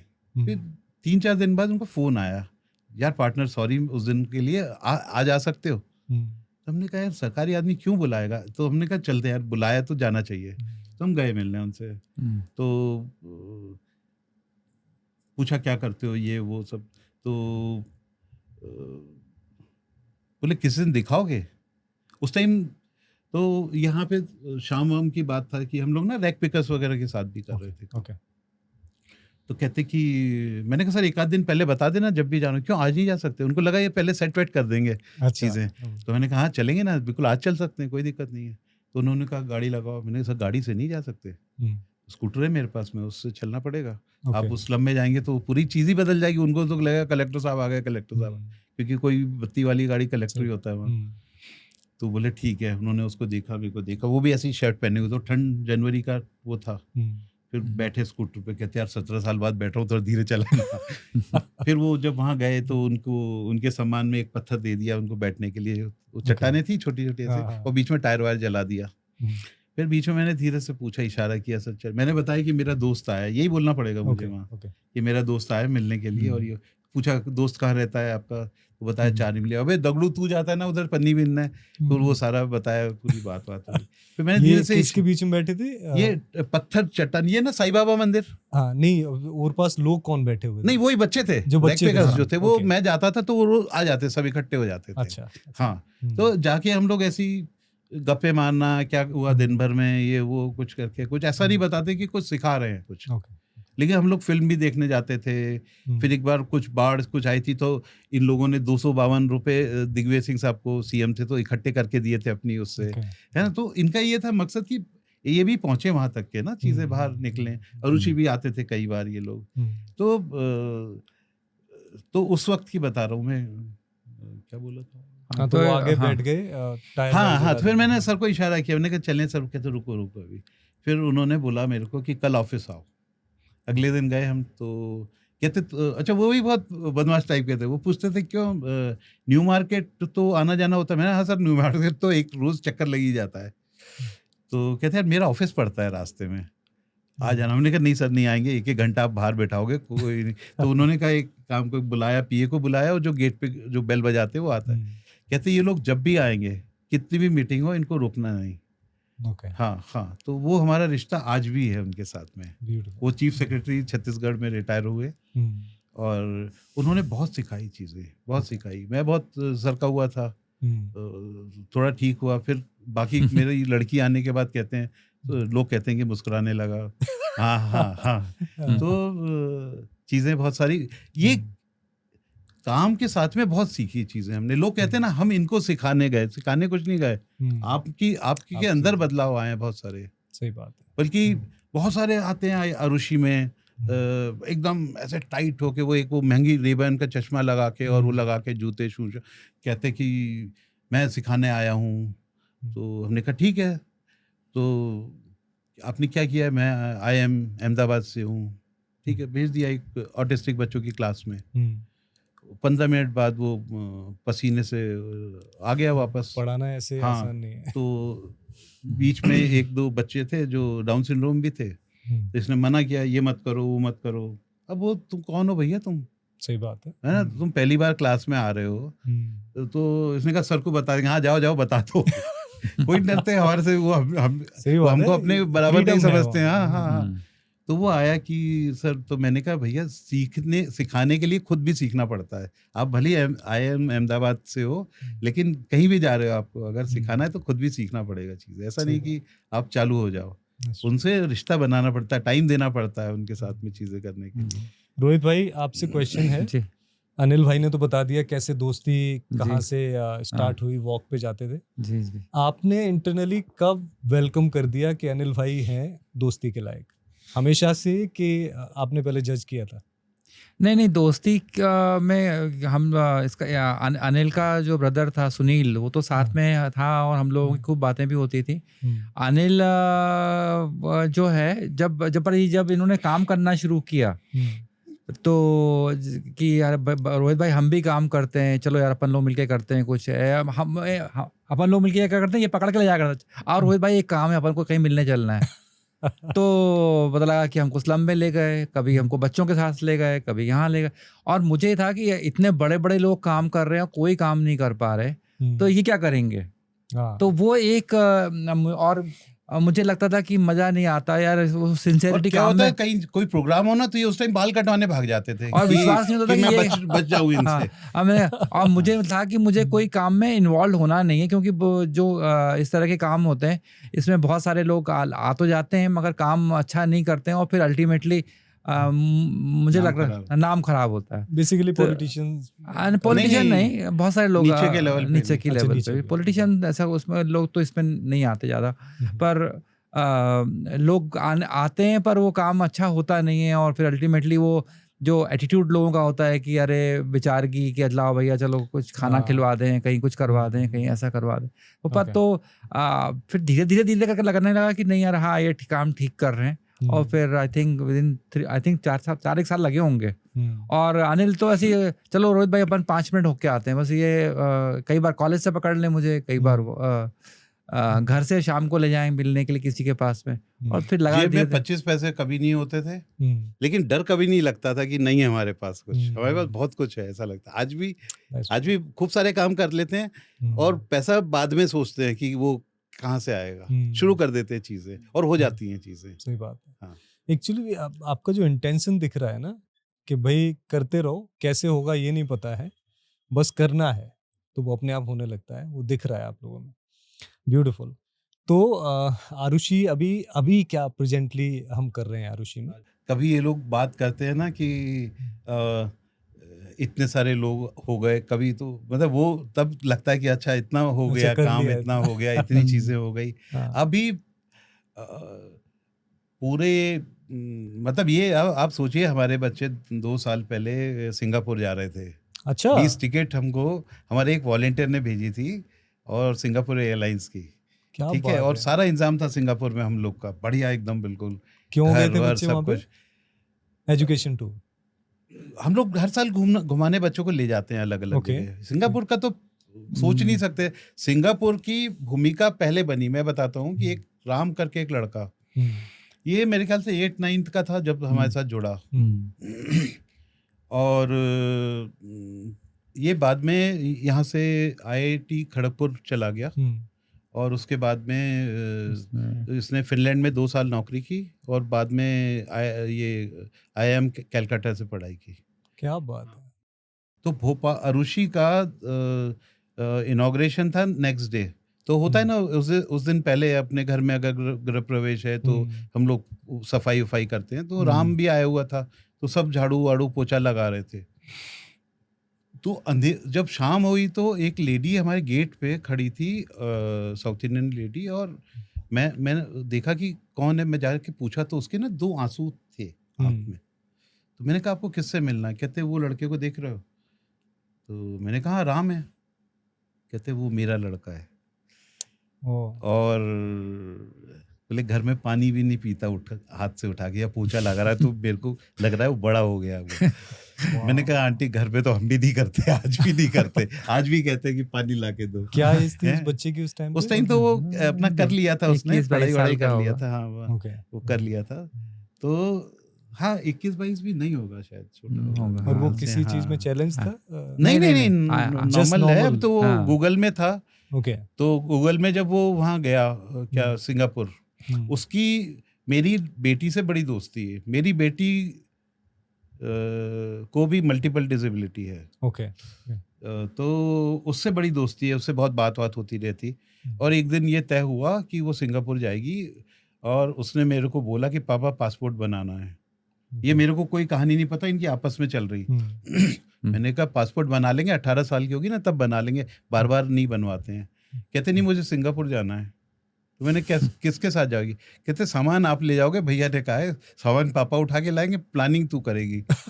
तो अच्छा ये वॉलेंटियर्स के साथ भी हमारा ऐसा रिश्ता है कि ये लोग ना पहले बड़े प्यार से राम का फ़ोन आया कि सर वो प्रार्थना ने बताया तो आपने माना नहीं, ये इसका मैं आपको 10 दिन दे रहा हूँ, आप इसका पासपोर्ट का फॉर्म जमा करवा दीजिए।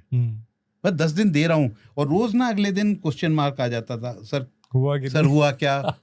मैंने कहा ये सुबह ना टेंशन देते हैं वो जो मैसेज होते हैं ना कि क्वेश्चन मार्क जो है। तो अगले एक दिन मैंने कहा कौन इस सिर दर्द ले, मैंने कहा करवा दे। इसको ले गया, उसने जाके फोटो भेज दिया कि भैया हाँ भर जमा हो गया। तो फिर अगला वाला ये करना है, वो करना है, ये चीज़ें होनी है। और हम लोग एक दिन उसने टिकट भेज दी। पहले तो वो बोला कि आप डेट बता दो कौन सी डेट को फ्री हो। तो 1 हफ्ता हो गया, नहीं बताई। कहता मैं कोई भी तारीख की भेज दूंगा, आप फिर मत कहना कि इस दिन बिजी हो उस दिन बिजी। उसने 2 टिकट भेज दी, गए वहाँ पे, लेने आया। तो रोज़ इनका प्लान बनता था रात को 11 बजे कि कल सुबह क्या करेंगे ये करेंगे। हम 5 दिन थे वहाँ। उसकी वाइफ एक दिन जाती थी साथ में, एक दिन वो जाता था हमारे साथ घूमने। फिर आखिरी दिन जब छोड़ने आ रहा था तो पूछा प्रार्थना कैसा लगा? मेरी लड़की का नाम प्रार्थना है। बोले कैसा लगा? उसने कहा भैया मज़ा आ गया। अब ये 6 महीने बाद अरुषि के बच्चों को यहाँ लाना है। किसने बोला ये? उसी ने, राम ने। हाँ ओके। तो 20-25 बच्चों का ग्रुप लेके और यहाँ आना है। मैंने कहा पागल हो रहा है, इतना खर्चा, इतनी महंगी जगह यहाँ पे, मतलब तो सिंगापुर तो इज वेरी बहुत महंगा है, बहुत महंगा है। कहता सर वो आपका काम नहीं है।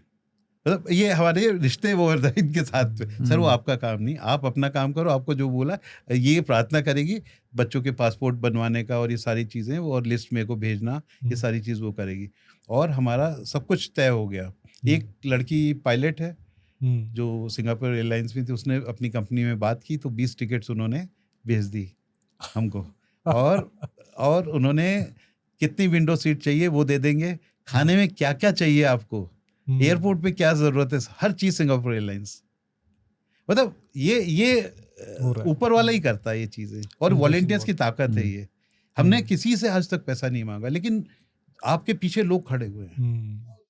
और कई लोग तो शिकायत ही करते हैं कि यार तुम बोलते नहीं हो, बेकार लोग हो, आजकल कुछ काम नहीं हो रहा क्या, ऐसे पूछते कई लोग हैं कि कुछ काम नहीं हो रहा क्या। तो कुछ काम नहीं हो रहा मतलब हमने कुछ बोला नहीं उनको कभी कुछ।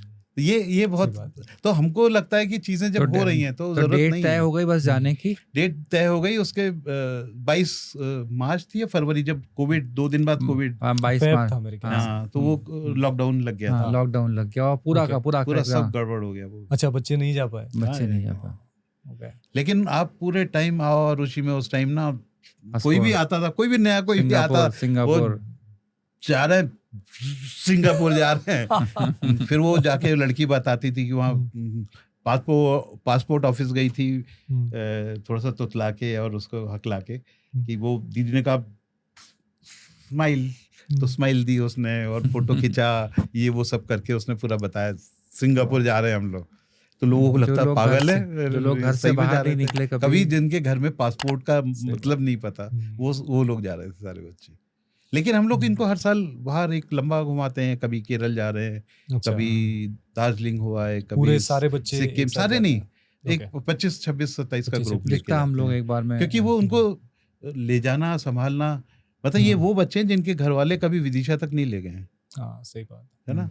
और वो हमारे साथ जाते हैं और लंबी ट्रेन की जर्नी करते हैं। अब एसी में बैठने लगे, नहीं तो हम लोग स्लीपर में ही जाते थे अभी तक। सही बात।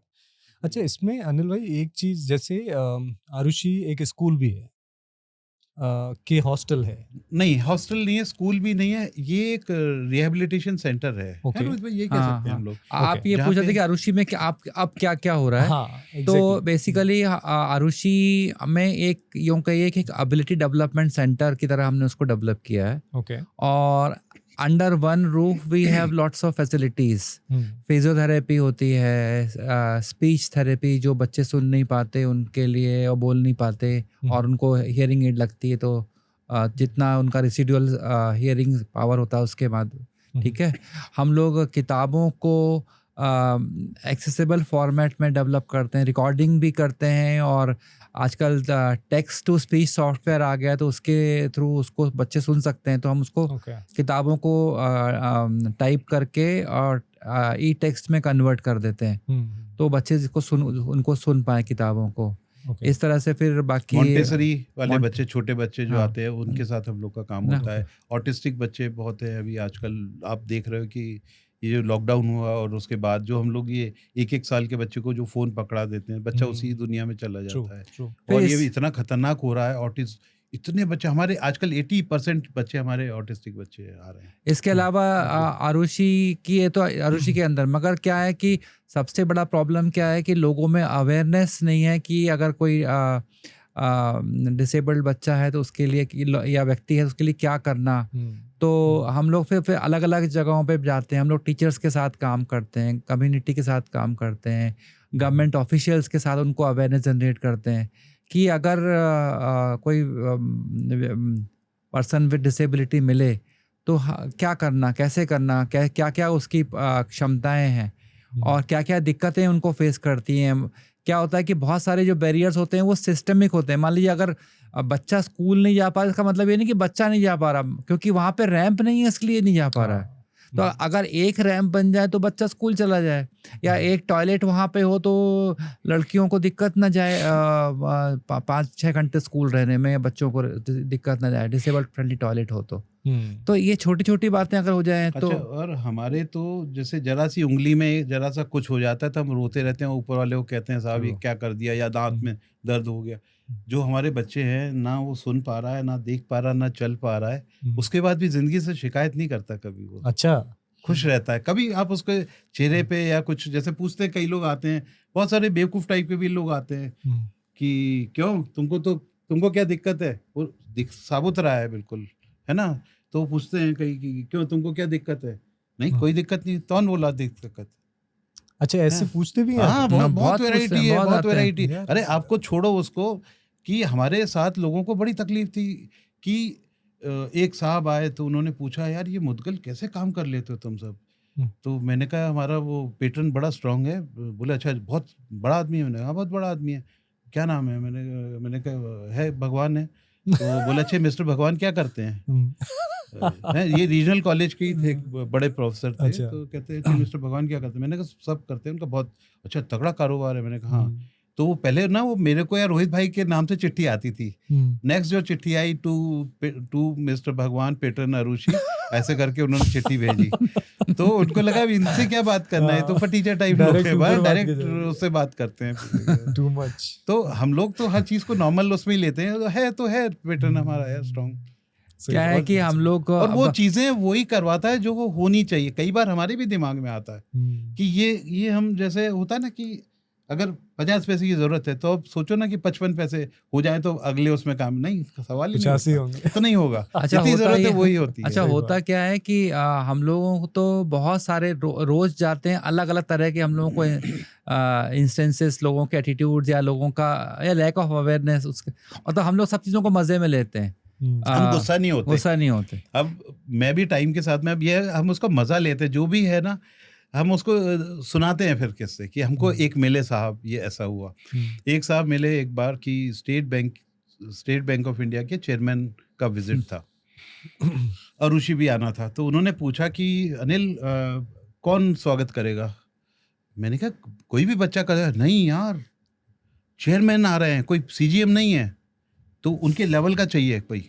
ओके। मतलब बच्चा भी उनके चेयरमैन के लेवल का कैसे? फिर मैंने कहा एक को बुलाया, मैंने कहा अब हम भी मजे लेने लगते फिर क्योंकि देखते हैं हम भी कहाँ तक जाते हैं ये भी ना। तो बुलाया, मैंने कहा ये कर लेगा स्वागत। मैंने कहा तू करेगा? तो कहता है कि हाँ कर लूंगा, मैं कर लूंगा। कमल बच्चा। हाँ नहीं यार, इसको चश्मा पहना हो, ब्लाइंड था वो, उसकी आंख थोड़ी बाहर निकली हुई थी, तो इसको काला चश्मा। तो मैं अपन क्यों, कौन होते हैं पहनाने वाले? मैं कमल चश्मा पहनेगा? नहीं, मैं मना कर। तो तुम बोलो ना। मैं क्यों बोलूँ जब नहीं पहन, मना कर रहा है तो मैं क्यों? फिर एक को मैं समझ गया, तो एक को बुलाया, बोले ये इसको क्या दिक्कत है? मैंने कहा ये हियरिंग इम्पेयर्ड है, पर पता तो चलता नहीं इसको। बोलो मशीन। मैंने कहा ये कहता नहीं लगाऊंगा, हियरिंग एड लगा लो, कुछ लगा ले तो पता चले कुछ। बोला नहीं लगाऊंगा। फिर तीसरे एक वो, तो मतलब आप खेल बनाए हुए यार, आप। दिखावा हो चुका हाँ है हाँ। दुनिया फिर में। जब उनसे पूछा कि क्या चाहिए भाई हाँ। आपको, तो बोले हमको एक सुंदर सा डिसेबल्ड चाहिए, मतलब चेयरमैन के लेवल का चाहिए, चेयरमैन के लेवल का। सुंदर से डिसेबल। और इसमें क्या है वो समझ नहीं आती। वो real इसमें सुंदर। सबसे अच्छा हमारे साथ एक बार किस्सा हुआ था। एक बार अपने प्रधानमंत्री साहब ने एक बहुत अच्छी वो शुरू की कि नो योर कंट्री। जो हिंदुस्तान के बाहर 100 साल पहले, 150 साल पहले लोग चले गए, 200 साल, इनके पोते पोती ना, इनको देश दिखाने के लिए। तो इनका अरुषि विजिट था। ये पता नहीं कैसे हमारा आया नाम। तो ये लोग आए 12:30 बजे और 2:30 बजे तक रहे, और इनका लंच था गवर्नर मैडम के साथ में, आनंदीबेन मैडम के साथ। ओके। और 3:30 बजे हमारे पास फ़ोन आया राजभवन से कि मैडम मिलना चाह रही हैं आपसे। और हमारी तो कोई मतलब ही नहीं जाने का, ना राजभवन, ना कोई ऐसा, ना कोई किसी उसमें।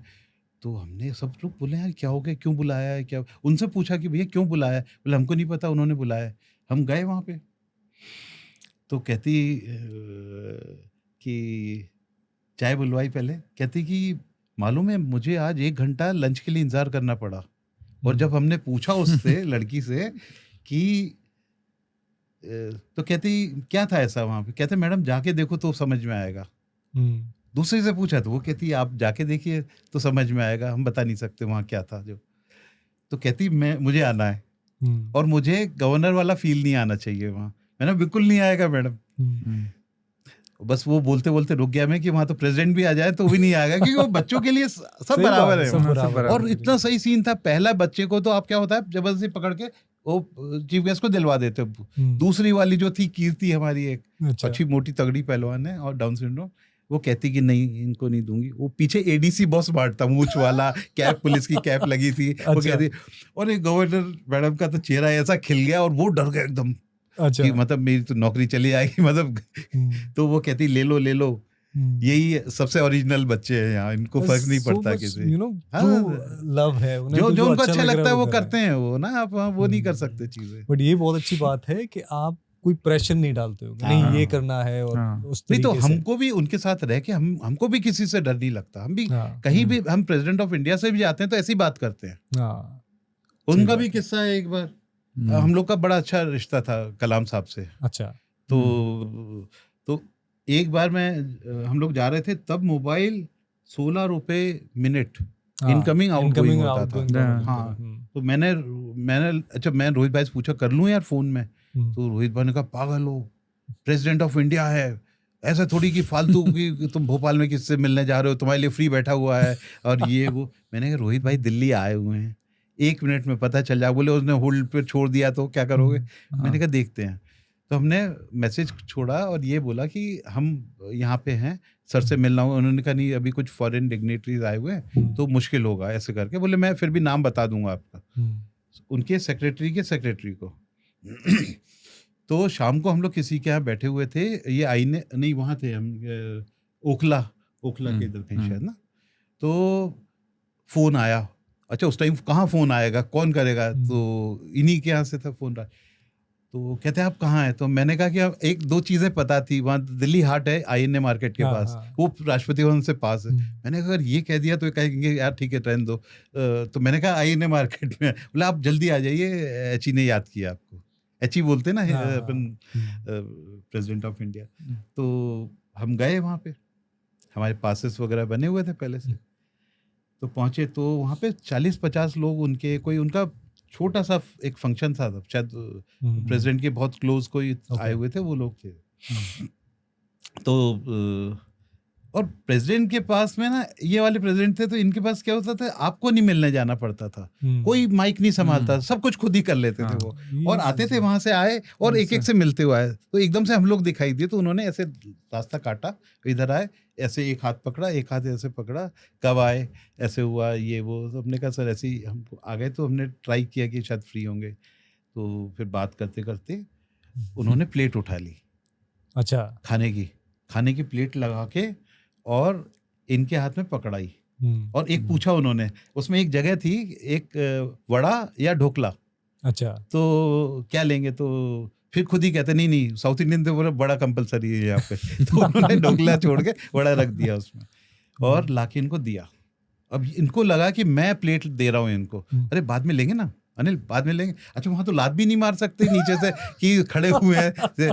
फिर मैंने जब 2-3 बार हो गया ना, तो मैंने कहा रोहित भाई कलाम सर आपको प्लेट लगा के दी है। रोहित भाई को हाथ ऐसे कांपने लगे। अच्छा फिर हम लोग को झगड़ा भी, और मान लो अगर ले लेते तो बाद में ये बोलते कि तुमको खाने की पड़ी थी कि वहाँ प्रेसिडेंट साहब से मिलने आए थे। नहीं वो सब नहीं था, जब हम भी नहीं खुद खाते वहाँ पे, कि वहाँ तो आप मिलने गए थे, तो वो तो ये चीजें, मतलब प्रेसिडेंट ऑफ इंडिया बिना अपॉइंटमेंट के मिलना, भाई हमारे साथ इतने किस्से होते हैं, इतनी चीजें होती हैं कि तो ये ऊपर वाले का आपका इंटेंशन बहुत प्योर है। मैं जिंदगी में पहले कभी सुना था कि अंडमान एक जगह है, मतलब ये हमारे ऑफिस में जो हमारे जो कुछ ट्रेनर्स हैं, एक दिन सारे इकट्ठे होके आए कि साहब ये बच्चे तो हर बार जाते हैं, हम लोग को भी तो कभी ले जाओ।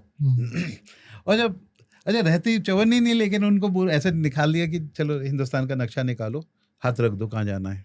अच्छा हाँ, तो भाई लोगों ने अंडमान पे हाथ रख दिया। तो मैंने कहा भाई हमने भी सोचा नहीं कभी जाने के लिए, वहाँ एक जगह और रख दो। तो मेरे को लगा ये बम्बई कहीं सिक्किम में रख देंगे तो हो जाएगा काम। तो इन्होंने लक्षद्वीप पे रख दिया। तो उन्हें ठीक है चलो देखते हैं कहीं करते हैं कुछ। एक दिन बैठे बैठे सोच के आए कि हमारी एक वॉलंटियर PMO में जॉइंट सेक्रेटरी, तो मैंने उसको फ़ोन किया, मैंने कहा कि यार ऐसे ऐसे है, और ये बोले ठीक है मैं करवा देती हूँ, कितने लोग हैं मुझे बताओ, और वहाँ के लिए स्पेशल परमिशन रहती है, ऐसे जा नहीं सकते। और हम लोग जब वहाँ पहुँचे हैं तो हमारे साथ 5 लोग ऐसे थे जो कभी AC ट्रेन में नहीं बैठे थे, फ्लाइट में गए। हाँ वो फिर फ्लाइट में गए, हम लोग कोचीन तक ट्रेन में गए। और वहाँ पे हम लोग का, क्योंकि ट्रेन वो फ्लाइट सुबह जल्दी थी और ट्रेन लेट पहुँचती थी, तो हमने क्या किया कि LAP में टूरिज्म में यहाँ बात करके वो एक हाउस बोट ले ली। तो उस रात को हम लोग हाउस बोट में रहे, उसने घुमाया, सब कुछ किया, और बहुत कम पैसे हमको, होटल में ज़्यादा लगते, इसमें कम लगते, तो हमारा हो गया। सुबह हम लोग ने फ्लाइट पकड़ी और एयरपोर्ट पे एक व्यक्ति जिसकी खूब आवभगत हो रही थी, खूब लोग आके पेस्ट्री चल रही है, ये हो रहा वो हो रहा, भगदड़ मची हुई है, तो वो आया लेके जा रहा था। मैंने कहा कुछ बचा नहीं अंदर क्या, कि सारा खा, कहते साहब सब खत्म हो गया। मैंने एक आध पेस्ट्री तो खिला था, हम लोग भी बैठे यहाँ पे, बड़ा मन कर रहा है, तो कहते साहब खत्म हो गई। अब वो बंदा हमारे साथ था फ्लाइट में, 17-18 लोगों की फ्लाइट थी, छोटी फ्लाइट थी, क्योंकि बड़ा एयरपोर्ट नहीं है वो। तो वहाँ पहुँचे तो उन्होंने कहा ऋषि टीम, प्रोटोकॉल वाले आ गए थे वहाँ, ऋषि टीम, तो उसको बंदे को साइड में कर दिया कि आप रुकिए। तो हम लोग का वेट लिया, तो उन्होंने कहा कैसे जाएंगे, तो वो चॉपर खड़ा, चॉपर मतलब नहीं पता था किसी को, हेलीकॉप्टर पता था, लेकिन वो हाथ हेलीकॉप्टर की तरफ कर रहा था, जो उंगली कर रहा था वही हेलीकॉप्टर की तरफ कर रहा था, वो कह रहा था कि चॉपर से जाना है।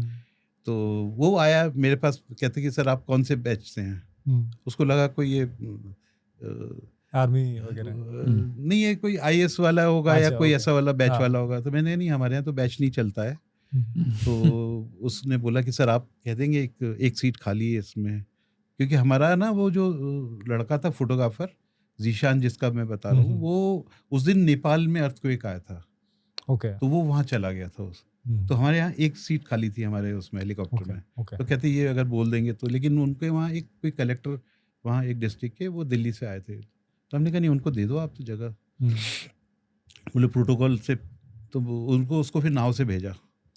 हम लोग के लिए हेलीकॉप्टर गया, एक हेलीकॉप्टर, किसी ने हमको कह दिया था पानी नहीं मिलता है, तो हम लोग पानी भी भर के ले गए थे वहाँ। तो बाद में पता चला वहाँ तो हिंदुस्तान में जो लोग कहते हैं ना कि समंदर का पानी कब से बन रहा है, मीठा पानी बना रहे हैं हम लोग अपना सब। तो हम लोग वहाँ पे गए, उन्होंने इतना ध्यान रखा हमारा, और हम लोग फिर रात को 1 बजे तक हम लोग वहाँ पे बच्चे देखा करते थे, डिसेबल बच्चे। अच्छा। और ये हुआ कि सुबह जब वो लेट पहुंचे तो एडमिनिस्ट्रेटर ने डांटा उनको कि मतलब कोई स्टाफ, वो वहाँ पे जो ड्राइवर वाले थे नहीं थे वहाँ पे, तो उनके स्टाफ ने जो डांटा कि तुम लोग लेट आ रहे हो, कोई भी टाइम से नहीं है, तो बोले साहब आपके गेस्ट हैं उनकी वजह से लेट हो रहे हैं हम लोग। बोले क्यों? बोले वो रात को 1:30 बजे छोड़ते हैं हमको। तो वहाँ आइलैंड में कायदे से 5 बजे के बाद कोई वो लाइफ नहीं रह जाती है, तो हम लोग का ये रहता है कि जहाँ आए हो वहाँ वापस भी करके जाओ उनको। तो वहाँ के जो डिसेबल्ड बच्चे हम लोग उनको देखते थे जाके, और मज़ा आ जाता था जब वहाँ से हम निकलते थे ना, उस बच्चे को देख के। वो छोटी सी किसी की ब्रेड की फैक्ट्री थी, छोटी क्या फैक्ट्री क्या, एक कमरे में ही बनाते थे ताकि वो 5,000 लोग जो आइलैंड में रह रहे हैं उनकी ज़रूरत पूरी हो जाए। तो वो हमको ना ऐसे अखबार में ऐसे लपेट के ब्रेड और केक ऐसे लपेट के, वो गिफ्ट मतलब आंसू आ जाते थे आपके। और उनके पास कोई फैसिलिटी नहीं थी, तो हम रोज यही करते थे। तो जब हम वापस आए तो एक सरकारी रेट हमको तय करना था, एक बड़ा उनका लेटर आया था कि इतना स्कूबा डाइविंग के इतना पैसा हमको देना है। तो मैंने आके पूछा उनसे कि सर ये हमारा आप बिल दे दीजिए, तो वो मुस्कुराए और कहते आपको लगता है हमको आपसे लेना चाहिए? मैंने कहा क्यों सर, आपने इतना कड़क वाला चिट्ठी लिखी थी। कहता आप लोगों ने जो हमको दिया ना यहाँ पे, कहते हम सोच नहीं सकते, अब हम आपको फिर से बुलाएंगे अपने काम के लिए। हम लोग फिर गए। अच्छा, ये 2 साल के बाद कब गए थे आप? हम गए थे 15 के आसपास गए थे, 15 या 16। भोपाल में एक दिन, उस दिन बाढ़ आई थी बहुत तेज। नहीं उस वाले में नहीं आई थी, वो तो अलग था किस्सा। हाँ, भोपाल में बाढ़ भी आती है? हाँ, भोपाल में बहुत आई थी एक बार, 15-16 के आसपास आई, बहुत तगड़ी आई थी। एक्चुअली कहानी तो बहुत सारी है, बैठना है और बहुत लंबा जाना है। अभी कुछ फनी जो स्टोरीज रही हैं अनिल भाई, वो हमें डिस्कस करनी है। तो सुबह से आपने पेट फुलाए हुए हैं हमारे। 1-2 ऐसे इंसिडेंट बताएं आप रोहित भाई के बारे में। मुझे जूते वाला एक याद आया था रोहित भाई के साथ में। अच्छा। रोहित भाई ने कई चीजें, रोहित भाई एक बताऊं, पीएचडी वाला मैं बताता हूँ। वो आप बाद में देख लीजिएगा जो भी आपको करना है, कि मुझे तो क्या है फिर मैं भूल जाऊंगा, इसलिए। रोहित भाई ने पीएचडी करी, पीएचडी भी बहुत लोगों ने करवाई। उस बीच में ऐसा लगा कि इनका भी कुछ हो सकता है, कुछ मामला बता दूं। कोई बात नहीं, रोहित भाई ने दे दिया है। तो क्या हुआ, मैं इनके घर जाता था, तो इनका ना भांजा रात को 12 बजे एकदम टाई वाई लगा के, काले जूते लगा के, और मैंने कहा ये क्या होगा रात को 12 बजे? हाँ, एक लड़की इनके लिए रीडिंग के लिए आती थी, वो मतलब पीएचडी कराने के लिए। ओके। तो उस दिन उसने भांजे ने उस लड़की से पूछा, दीदी एक बड़ी तमन्ना थी किसी लड़की को बाइक पे घुमाने की। अच्छा। तो उसने इनको बताया होगा। अब इनको लगा कुछ की गड़बड़ है, तो इन्होंने हम लोग गोवा गए थे, तो वहाँ पे एक डिसेबल्ड बच्चे जिंजर वाइन बनाते हैं। अच्छा। उसमें अल्कोहल वगैरह नहीं होता है। अच्छा। अब वो जो अभिषेक था इनका भांजा, वो थोड़ी सी ले लेता था, गला खराब होता था, सर्दी होती। अब ये कैसे उसको वो करे, तो इन्होंने हल्ला शुरू किया, दारू पीने लगा है ये, और वाइन पी गया ये वो। अब दर्द तो कुछ और था। तो मैं एक दिन वहां से गौतम नगर के इधर से चेतक ब्रिज तरफ आ रहा था, और ये बीच में बैठे हुए थे। नहीं तो नॉर्मली वो छोड़ने जाता था, ये बीच में थे, वो बंदी पीछे बैठी थी और वो आगे गाड़ी चला रहा।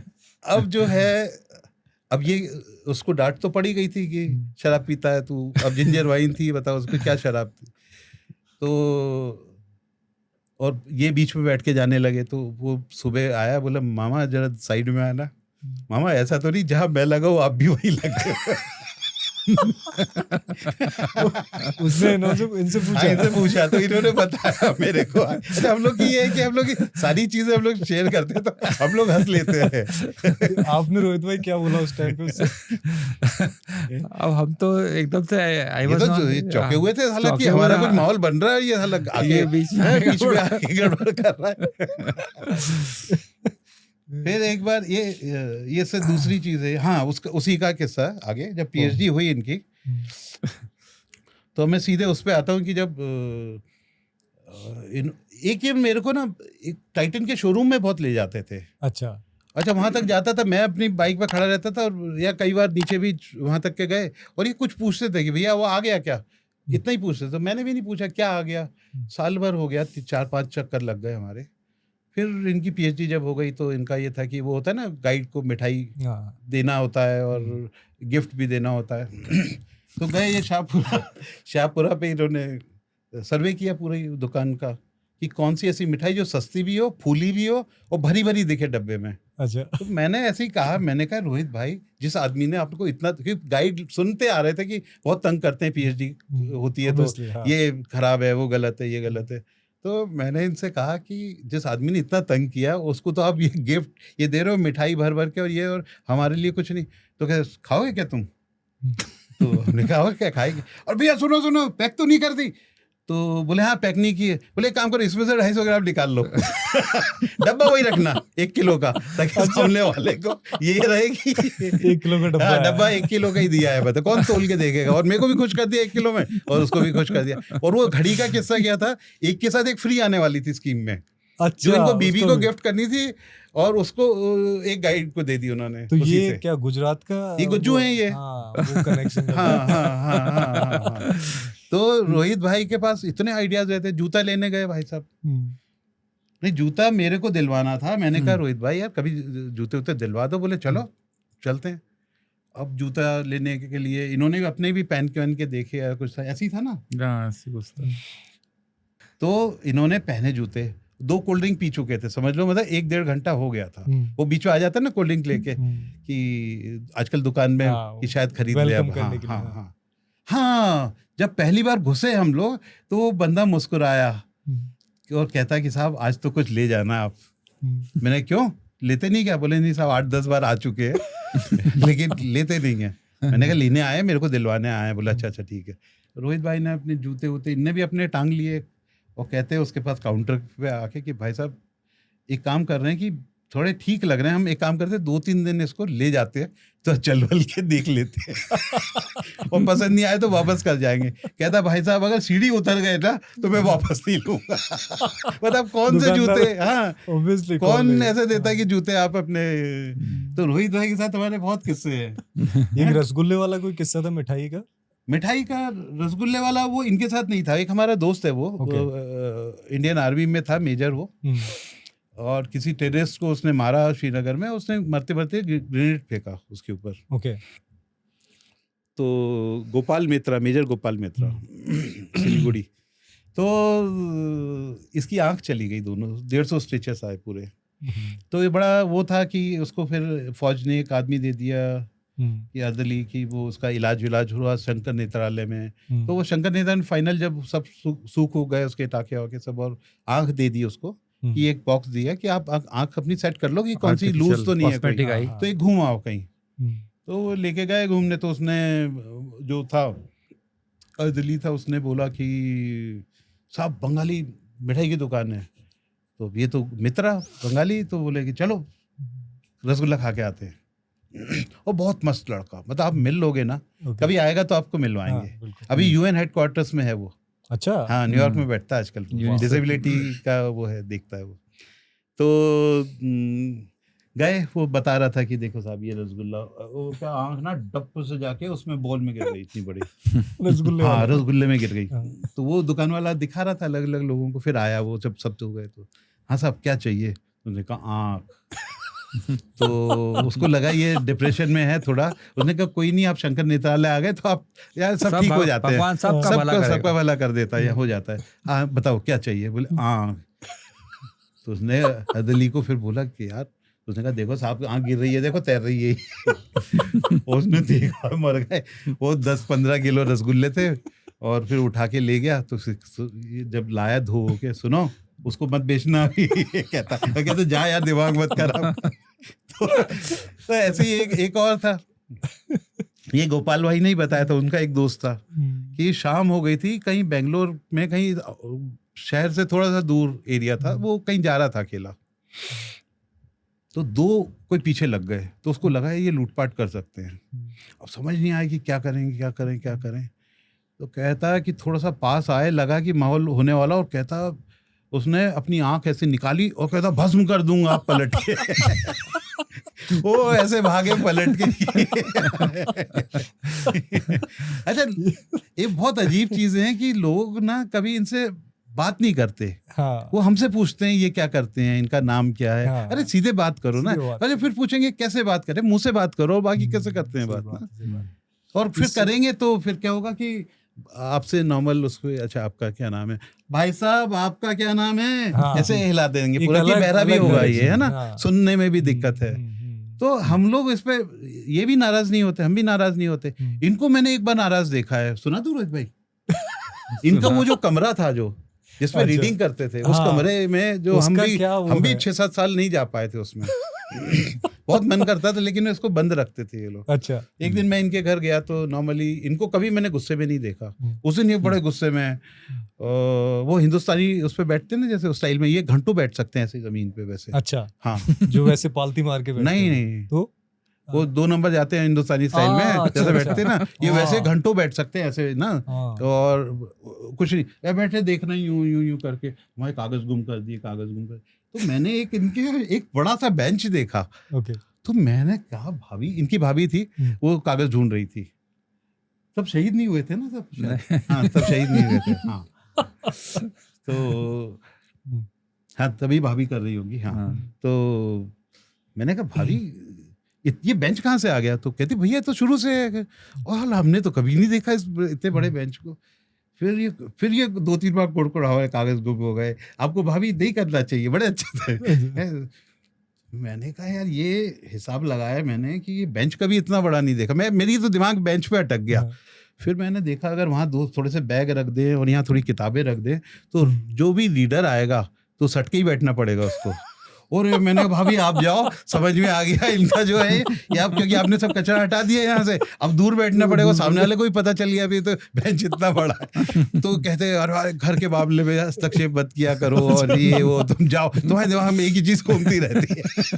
ये तो हम मना नहीं कर सकते, बिल्कुल मना नहीं कर सकते। एक बार और इनके हम लोग गए थे चेन्नई, बच्चों को विश्वनाथन आनंद के साथ एक मैच था। इनको याद आ गया क्या है। तो विश्वनाथन आनंद के साथ मैच था, तो मैच वैच करके एक राधेश्याम करके एक लड़का है, वो भी प्रोफेसर हो गया। उसके साथ भी एक आपकी हम मिलवाएंगे जरूर। अभी हिंदी का प्रोफेसर है, गवर्नमेंट कॉलेज में, ओके। हमीदिया कॉलेज में, MLB कॉलेज बोलते हैं ना शायद। हाँ। तो उसकी कोई गर्लफ्रेंड थी, तो अब नई बनी, इनकी पहली है, तो इनको पता नहीं क्या देना चाहिए। अच्छा, जो हमारे साथ गए थे वो भी गवार टाइप के थे, उनको भी नहीं पता क्या। उसको एक ना इतना बड़ा बटुआ क्या बोलते पर्स जैसा खरीदवा दिया। उस टाइम 150 रुपए का था। ओके। 2003। गर्लफ्रेंड तो क्या थी, लड़की थी, उसकी कहीं पहचान हुई थी ऐसे। मतलब गर्लफ्रेंड उसको लग रहा था कि हो सकता है हो शायद। हाँ, ऐसा ही होगा, जैसा आपको लगता है ऐसा ही उसको भी लग रहा था। आप भी यही सोचते हो कि शायद हो सकता है कि हाँ, ऐसा ही उसको भी लग रहा था। तो उसको उसने बताया, सबको पता था हमारे कि पूनम आने वाली है, पूनम आने वाली है। अच्छा, हमारा पुलिस ने वहाँ पे, चेन्नई पुलिस ने हमारा सारा इंतजाम कर रखा था। तो ऊपर नीचे कमरे थे हमारे। अच्छा, वो इतना स्मार्ट है, उसको आप बेवकूफ़ नहीं बना सकते। तो हमको ये पता चला कि पूनम आ रही है, और इन्हें एक किसी ने उसको वो इतना बड़ा वो पर्सा दिलवा दिया। अच्छा, वो जब आई मिलने, तो ये अंधों को ही ज्यादा था कि हमको भी देखनी है पूनम। अब बता कैसे देखा, ये छू के कैसे, तो हाथ नहीं लगाने दे कैसे, तो ठीक है चली गई पूनम, चली गई। अच्छा, उसको कहीं डाउट हुआ कि ये पर्स छोड़ गई। अच्छा। हाँ, रूम में छोड़ गई, और ये पता चला तो टूट गया। अच्छा। बिल्कुल कि ये वो और ये। अच्छा, मुझे भी पता चला तो अच्छा, मैं जानबूझ के ना इसको, ये 6 नंबर कमरे में था, 8 नंबर ऊपर वाला था, तो मैंने नीचे से फ़ोन किया। मैंने कहा टूटा हुआ अच्छा नहीं लगेगा, अभी पूरा टूर हमारा ख़राब हो जाए। तो मैंने उसको थोड़ा साउथ इंडियन स्टाइल में कि मैं पूनम का पापा बोल रहा हूँ और तुम हमारे यहाँ आओगे क्या चाय पे परसों शाम को। वो तो उसको ना मैंने उसके रूम में नहीं बोला, उसके 2 फ्लोर ऊपर वो दौड़ के आए ताकि सोचने वोचने का उसका सब खत्म हो जाए। हाँ मैं आऊँगा, पक्का आऊँगा। और उसी टाइम बोला जब विश्वनाथ आनंद के साथ उसी टाइम मैच था उसका 3 बजे। वही टाइम उसको दिया मैंने। अब हमको पता था ये आके हमारे पास बैठेगा कि भैया मैच फाइनल है क्या 3 बजे। तो हमारे साथ एक रॉय थॉमस भी था जो स्टेट बैंक का, उसने वो उसका रोल बहुत था कि उसको वो अनिल बता दो अब उसको कि पूनम का पापा तुम ही हो। मैंने नहीं चलने दो इसको, तो लंबा चलने दो। तो वो आया, आके बताया कि अनिल भाई मैच थोड़ा आगे पीछे हो सकता है क्या। मैंने कहा नहीं, ये तो 2 महीने से तय है यार, विश्वनाथ आनंद है, वर्ल्ड चैंपियन है यार, ऐसे थोड़ी होता है कि। और उसके घर पे उसने इन्वाइट किया। तो आप विश्वास नहीं करोगे, मैं गाड़ी से उतर के सब बच्चों को उतार के अंदर ही ले रहा था और ये बाहर आ रहा था रोता हुआ, भैया मैच हार गया। तो ये वो खेल गया, क्या कहते हैं वो फास्ट वाला होता है, क्या बोलते हैं उसको, एक कुछ होते हैं ना बहुत तेज खेलते हैं उसमें। अच्छा, जो रैपिड चेस खेल गया। रैपिड चेस तो आनंद छोड़ता ही नहीं था। बोले सर मैं 3 या 4 चला, उसने हरा दिया। तो मैंने कहा क्या तू फिर पूनम के घर जाना चाह रहा है, आप बोलो। मैंने कहा साला तू इसीलिए मैच हार गया ये। कहता नहीं वो तो गलती हो गई भैया, एक बार और हो जाएगा। मैंने कहा नहीं अब नहीं होगा, दूसरे लोगों को भी मैच खेलना है। ये वो शाम तक के वो हुआ। फिर हम लोग वहाँ से जब निकले हैं तो एक किसी ने कहा कि यही बैठे पूनम के पापा इधर। वो मानने को तैयार नहीं था। अच्छा। वो आज भी मानने को तैयार नहीं है, कहता है कि नहीं वो कोई साउथ इंडियन था वो करके। तो मैंने उसको ये भी नहीं बोला, मैंने इसलिए तेरे को 2 फ्लोर ऊपर बुलाया था कि। बट कितना डिफिकल्ट है। हाँ तो वो जो पर्स था, फिर आगे पर्स का किस्सा ये था कि वो पर्स जब हुआ, रोहित भाई पहुंचे उस रूम में। रोहित भाई ने, अच्छा इनको ना ब्लाइंड लोग को चेन के साथ बड़ा मजा आता है, कितनी जेब है उसमें, पॉकेट कितनी है। इनने देखा एक, इनने इधर हाथ डाल के देखा, फिर ऐसे करके देखा, ऐसे करके 2 3 4। तो इनने पूछा होगा आयशा हम कितने का लिया। तो उसने कहा कि भैया अब क्या है मेरे लिए बेकार। तो कहते यार अब तो तेरी तो कोई बहन भी नहीं है मेरे ध्यान से। तो बोले हाँ तेरे लिए तो बेकार, एक काम करो 50 रुपए में हमको दे दो। तो ये 50 रुपए में ले लिया। अब सोचो कल वाली चीज 100-150 वाली, 100-150 वाली और 50 में ले ली इनने। अब घर पहुंचे मैं इनको, तो इनकी भाभी बड़ी खुश हो। भोपाल जब हम आए तो एक दिन, हम लगभग रोज जाते थे शादी से पहले तो मिलने। तो जब पहुंचा तो इनकी भाभी बड़ी खुश बाहर आई, अरे गुड्डू भैया 25 साल में पहली बार हमारे लिए कुछ लाए हैं। तो मैंने क्या लाए, ऊपर तो ये अंदर से अरे इधर आओ कि बताना धीरे से, हाँ धीरे से, कि कुछ बोला तो नहीं। मैंने कहा बोला नहीं, ये तो चोट वाला पर्स है, ये आपने दिया, भाभी ऐसी खुश हो रही है, ये तो किसी और के लिए लाया था। और फिर हमारा एक दिन किसी बात पे झगड़ा हो गया, किसी बात पे, तो मैंने उस दिन गा दिया पूरा। क्योंकि बताना तो है, अपने पेट में रखनी नहीं है। रोहित भाई आपको संभाल के रखना पड़ेगा सिस्टम, रिश्ता बहुत होते हैं किस्से, बहुत होते हैं किस्से। एक बार और ऐसे ही हुआ, मेरे को बॉम्बे जाना था अकेले को। टाइम ट्रेन वाला बात बता, सुनो नहीं मैं बता रहा हूँ, आप बीच में मत करो यार। टाइम टाइम हो गया। मैं आया घर, ये चाह रहे हैं नहीं बताऊं लेकिन बताऊंगा मैं घर आया इनके, तो इनकी मैडम बाहर आई निकलते हुई, भैया भैया वो रोहित को मत ले जाइए। तो मैं सोचने लगा 2 सेकंड के लिए, मैंने रोहित को मत ले, इनको तो जाना ही नहीं था। और ये आए अंदर से, फिर तेजी में आए, अरे इधर आओ, कुछ बोला तो नहीं तुमने। मैंने कहा ये चक्कर क्या है बॉम्बे का। अरे यार हमने बोला कि हम भी जा रहे हैं बॉम्बे। तो मैंने कहा कहाँ जा रहे हो लेकिन आप। तो बोले नहीं वो मना करेगी तो हम भी कह देंगे अच्छा तुम कहती हो नहीं जाएंगे तो अगली बार नहीं रोकेगी। मतलब कहाँ तक की प्लानिंग करते हैं यार ये। और लोग, दुनिया सोचती है कि ब्लाइंड है बेचारा। आपने वो देखो आप फिल्म जो अभी श्रीकांत आई है, बिल्कुल सेम। मैं शाम को किसी को कह रहा था कि मतलब आप ज्यादा वो मत करो, रोहित भाई बेच खाएंगे आपको। तो जो नए नए कोई वॉलंटियर आते हैं ना, वो तो बड़ा रोहित भाई ले जाते शॉपिंग करने, यहाँ करने वहाँ करने। तो ये भोपाल में किसी भी शॉप पे चले जाते ना, और भैया क्या नया आया है, तो वो कहते भाई साहब वही है जो पिछली बार आया, कोई नया नहीं आया। तो इतना मतलब इनको लोग जानते हैं यहाँ पे सारे की।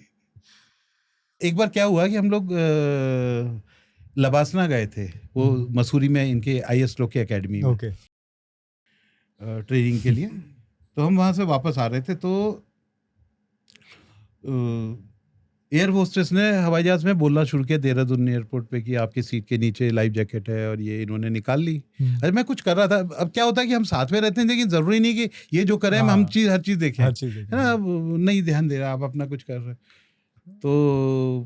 तो मैं ऐसे देख रहा था कुछ, तो ये इन्होंने वो फाड़ी, उसमें हवा भरी तो पंचर थी वो। तो इन्होंने बुलाया टू टू करके। अब वो हिंदी में बोलेगी, इंग्लिश में बोलेगी, लेकिन वो घूर मेरे को रही थी। अच्छा। हाँ, तो मैं ऐसे देख रहा था, फिर मैं ऐसे हो जाता था, फिर मैं ऐसे देखता था, फिर ऐसे हो जाता कि देख मेरे को ही रही है वो।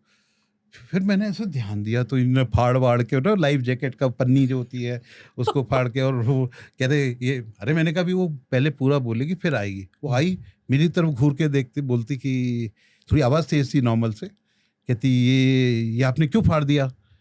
तो मैंने उससे थोड़ा तेज बोला, लेकिन ऐसे नहीं कि गुस्से में बोला, लेकिन मैं वो और लोग को सुनाना था। तो मैंने कहा ये मैंने फाड़ा है क्या। तो कहते आपके साथ नहीं है। मैंने कहा नहीं, ये तो एयरपोर्ट पे खड़ा था, दिल्ली जाना मैं, चल मैं भी जा रहा हूँ, तो आ गया। अब वो जो खड़े हो के जाके कभी ऐसे थोड़ा सा ऐसे पास में होके, ये आपने क्यों फाड़ दिया। तो कहते अरे वाह, आप तो अपने वाले में, बढ़िया वाले में उसमें हवा भर लोगे, और ये तो पंचर पकड़ा दिया हमको, तो हम तो मर जाएंगे बीच में कुछ हो गया प्लेन में। तो ये इतने होते हैं हमारे। तो अच्छा, हम लोग इसमें कोई गुस्सा नहीं होते। एक दिन ये मेरे से कहते यार ये खाना इतना सारा तुमको भी दिया। मैंने कहा नहीं, हमको तो एक ही चीज़ दे रही, इनको 2 चावल के, 2 मीठा, 2 फ्रूट। तो मैंने कुछ नहीं, मैं खड़ा था उस पर टॉयलेट के सामने, टाइम नहीं कट रहा, तो वो एयर होस्टेस ऐसी खड़ी, मैं तो ऐसे छेड़ता रहता हूँ। मैंने कहा कि वो मेरे साथ में एक है, वो कह रहा था मैं उसका पेट नहीं भरता है, मेरे को किसी ने बताया था ये लोग ज्यादा खाते हैं। तो उसने बिना इनसे पूछे इनको हर चीज 2-2 ला रही थी, 2 दाल के, 2 ये, तो ये मेरे पास आए। अच्छा, पहले हम लोग क्या करते थे कि कोई सरकारी यात्रा होती थी तो हम उसको बीच वाली सीट खाली रखवा लेते थे। मैंने कहा पप्पू ना गिरा देता है खाना, कहते आप बैठो बीच में। मैं क्यों गिराऊं अपने ऊपर। मैंने कहा आप किसी और को, तो कहते नहीं, फिर हमने ऐसे किसी को नहीं दे सकते। तो पहले वो कोई भी हवाई जहाज में खाली होती थी वो हमको बीच वाली कर देती, तीनों में बैठ के जाते। और फिर मैं क्या होता था, कभी कभी टॉफी का वो रैपर ना ऐसे कर करके छोड़ देता था, और कहाँ है करते थे। बुलाते थे और बोली कि सर आजकल बंद हो गई है। तो कहा रहे ये तो खा रहे थे। मैंने कहा मैं खा रहा था, तो मैंने कोई दे के गया था मेरे को। कहते नहीं सर हम तो नहीं देंगे। इनके लिए वो आ रही है, वो आगे वालों की रहती है ना, बिजनेस क्लास वालों के लिए कुछ वो इनको के ला रहे हैं। तो पूछते नहीं है कि आप क्यों, आपको ज्यादा खाते हो खाना या क्या करते हो। तो एक बार और अच्छा, मेरे पास बड़ा वो था, ट्रेन वाला के साथ आते, हम लोग बेंगलोर से आ रहे थे। तो नॉर्मली ये होता है कि पहले रोहित भाई को बिठा दिया, इनको सीट दिखा दी, बस उसके बाद ये अपना जो करें। अच्छा, गुज्जू है, ये मालूम है आपको? ये पता है, ये अभी आएगा आपको इसको। तो वो लेडी एक बैठी थी मोटी बिंदी वाली, वो इटालियन टाइप लग रही थी। तो उनने मेरे से पूछा कि ये पप्पू आपका है, जबकि रोहित भाई मेरे से 4 साल बड़े हैं। अच्छा। हाँ, बोले पप्पू आपका है। अच्छा, ऐसे ही बोला उन्होंने? हाँ, ये ऐसे ही बोला, पप्पू आपका है। तो हम लोग का बिल्कुल वो था कि एक ही चीज दिमाग में थी, इनके चेहरे पे भी और मेरे चेहरे पे, कि इससे हम पहचान नहीं करेंगे अब, क्योंकि भोपाल का ना 30 घंटे बड़ा मुश्किल होता है सफर काटना। ये इसकी वजह से हम लोग काट लेंगे अब। ये बीच बीच में कुछ करती रहेगी, हम लोग का हो जाएगा टाइम। तो आके बैठिए, तो ये थोड़ी देर बाद ऐसे उठे तो इशारा करती मेरे को, मतलब वो कि शायद टॉयलेट ले आना है तो ले जाओ। पहले ऐसे किया, मुँह 2-3 बार हुआ ऐसा। तो तीसरी बार चौथी बार मैंने उनको कहा मैडम आपको तकलीफ हो रही है, आप ले जाइए इनको। ऐसे गुस्से में सड़क करके ऐसे उधर देखने लगी। रोहित भाई मुस्कुराए, अपना चले गए। ये इनको बहुत घूमना रहता है। ट्रेन में ये 22 बोगी घूमाते हैं। अच्छा। हाँ, आखिरी तक के वो आते हैं, जब वो कहता है भाई साहब हो गई बस चलो। हाँ, तो हाँ, ये वापस वहां से होते हैं। तो मैं दोपहर को ऐसी चादर तान के, वो सफेद वाली जो सरकारी होती है, लेटा हुआ था। तो लेडी का पहली बार फोन आया। अकेले कोई जाती है लेडी या लड़की तो फोन करते हैं घर वाले, पूछते हैं कौन है आजू बाजू। तो कह रहे थे कि सामने एक विजुअली चैलेंज पप्पू है, वो आवारा की तरह घूम रहा है, और एक बदतमीज आदमी जो लेके आया वो चादर तान के सो रहा है। अब सारी चीज सुन ली। अब जो है कि हिलना नहीं है आपको। उसको पता चल जाएगा सुन लिया है, उसको बुरा लगे, हमको तो क्या बुरा लगे, हम तो मजे ले रहे थे। तो अब मैं सोचूं यार कब उठूं मैं, लेकिन कितनी देर उठूंगी इसको ये नहीं लगे कि मैंने सुन लिया है। लेकिन मैं जैसे ही उठा तो उसने ऐसे आंखों में आंखें डाली। मैं आंख ऐसे ऐसे करके और 1 घंटा हो गया पप्पू। मैंने कहा आ जाएगा, कहाँ जाएगा। तो शाम हुई। अच्छा, ये क्या करते हैं, ये टॉयलेट के बहाने जाते हैं और पेंट्री हो आते हैं और पेंट्री से खाए आएंगे और वो कहेंगे यार वो वॉशरूम इतना गंदा था और यहाँ पे फेंटा की वो लगी ऑरेंज। तो ये इनको लगता है ये 100 रुपये इसके भी ऊपर क्यों खर्च करो, ले जाओ अपन टॉयलेट के बहाने जा रहे। रात हुई तो बहुत देर तक हम लोग की कोई बातचीत नहीं हुई। तो वो टाइम कैसे और थोड़ा सा वो इसको अच्छा बनाए, तो हम नागपुर के आसपास पहुँचे होंगे कहीं, तो रोहित भाई ने बोला कि यार हमारा बिस्तर लगा दो। मैं खड़ा होकर कुछ कर रहा था, ये भी खड़े होकर ऐसे करके ना, ये इनकी एक स्टाइल है, आंख में ऐसे हाथ डाल के। तो बोले हमारा बिस्तर लगा दो, तो उसने शायद सुना नहीं। तो रोहित भाई थोड़ा सा और साइड में गए उसकी तरफ और कहते कि अनिल प्लीज़ हमारा बिस्तर लगा दो ना, थोड़ा सा बेचारे बन के कि प्लीज़ हमारा बिस्तर लगा दो ना। उसने सुन लिया एकदम, किताब वो अंग्रेजी वाली कोई किताब एकदम से हटाई उसने और खड़ी हुई, और मैं खड़ा था तो पूरा मेरे को ना ऐसे एक झटके से हटा, हट जाओ, सुबह से देख रही हूँ बदतमीजी करते हुए, ले आते हैं पप्पू को और एक काम नहीं करते हैं। और उसने इनका बिस्तर लगा दिया।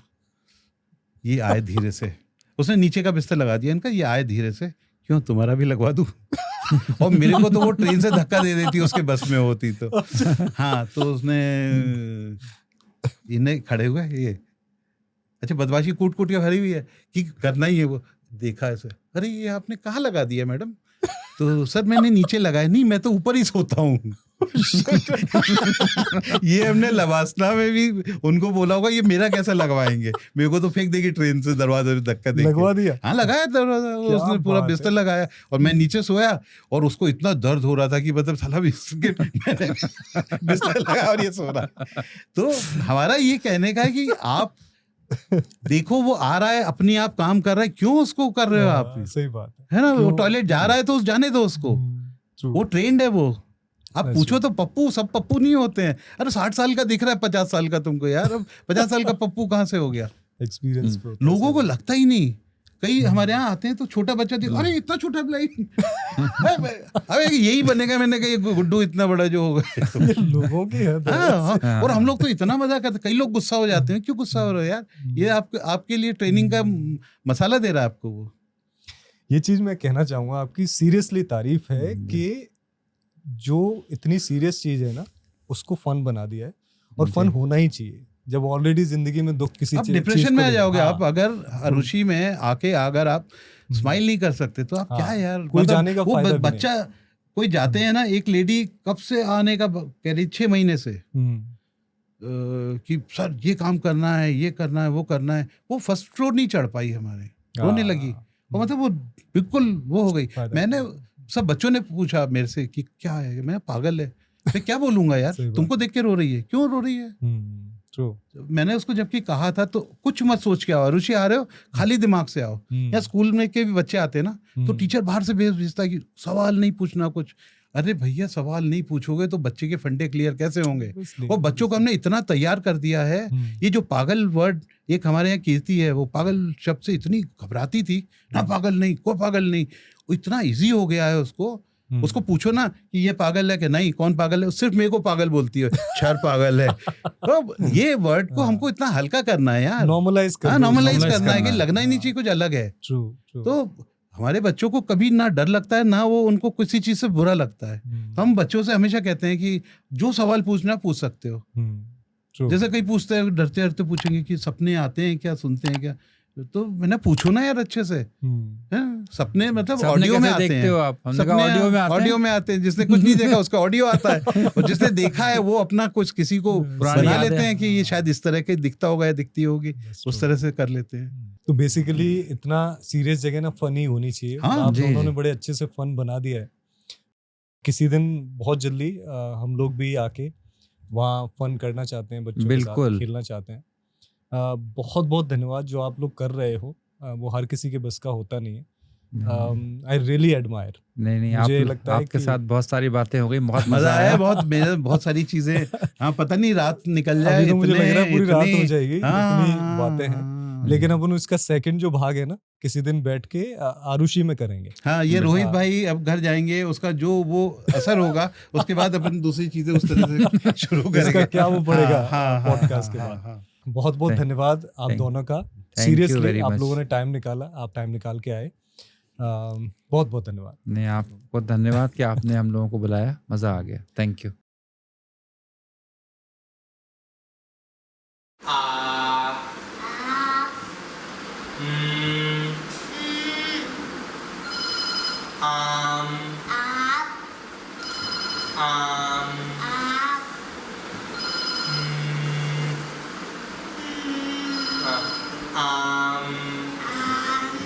Good.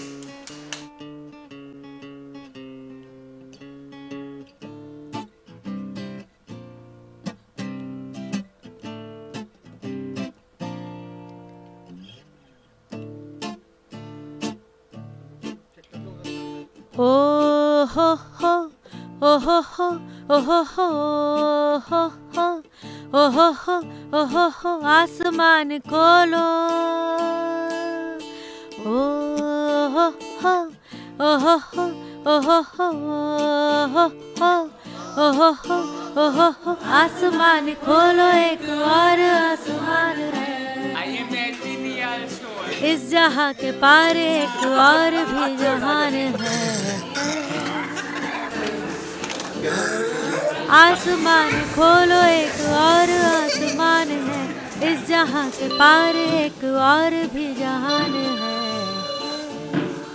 ओ हो हो, ओ हो हो, ओ हो हो, ओ हो हो, ओ हो हो, ओ हो हो, बुढ़िया तेरा नाम क्या है? बता बुढ़िया। मेरा नाम बेटा लक्ष्मी बाई है। क्या लक्ष्मी बाई है? ये तो मेरी माँ का नाम भी था। कान से गरीब है, ज़ुबान से बेज़ुबान है। बातें करते हैं वो अपनी उंगलियों से बोल कर बोल कर बोल They are कर। fond of spicy things. Spicy. तभी से ये दिमाग क्यों गरम रहता है? आँख में अंधेरा है, आंखें देखती नहीं। राह सीधी चलते हैं वो रास्ते टटोल कर टटोल कर टटोल कर।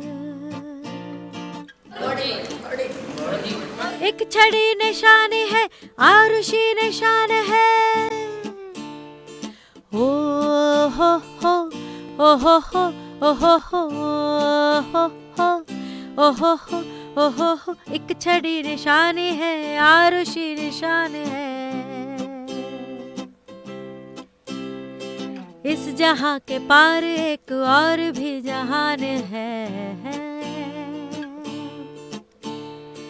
एक छड़ी निशानी है, आरुषि निशान है। इस जहाँ के पार एक और भी जहान है।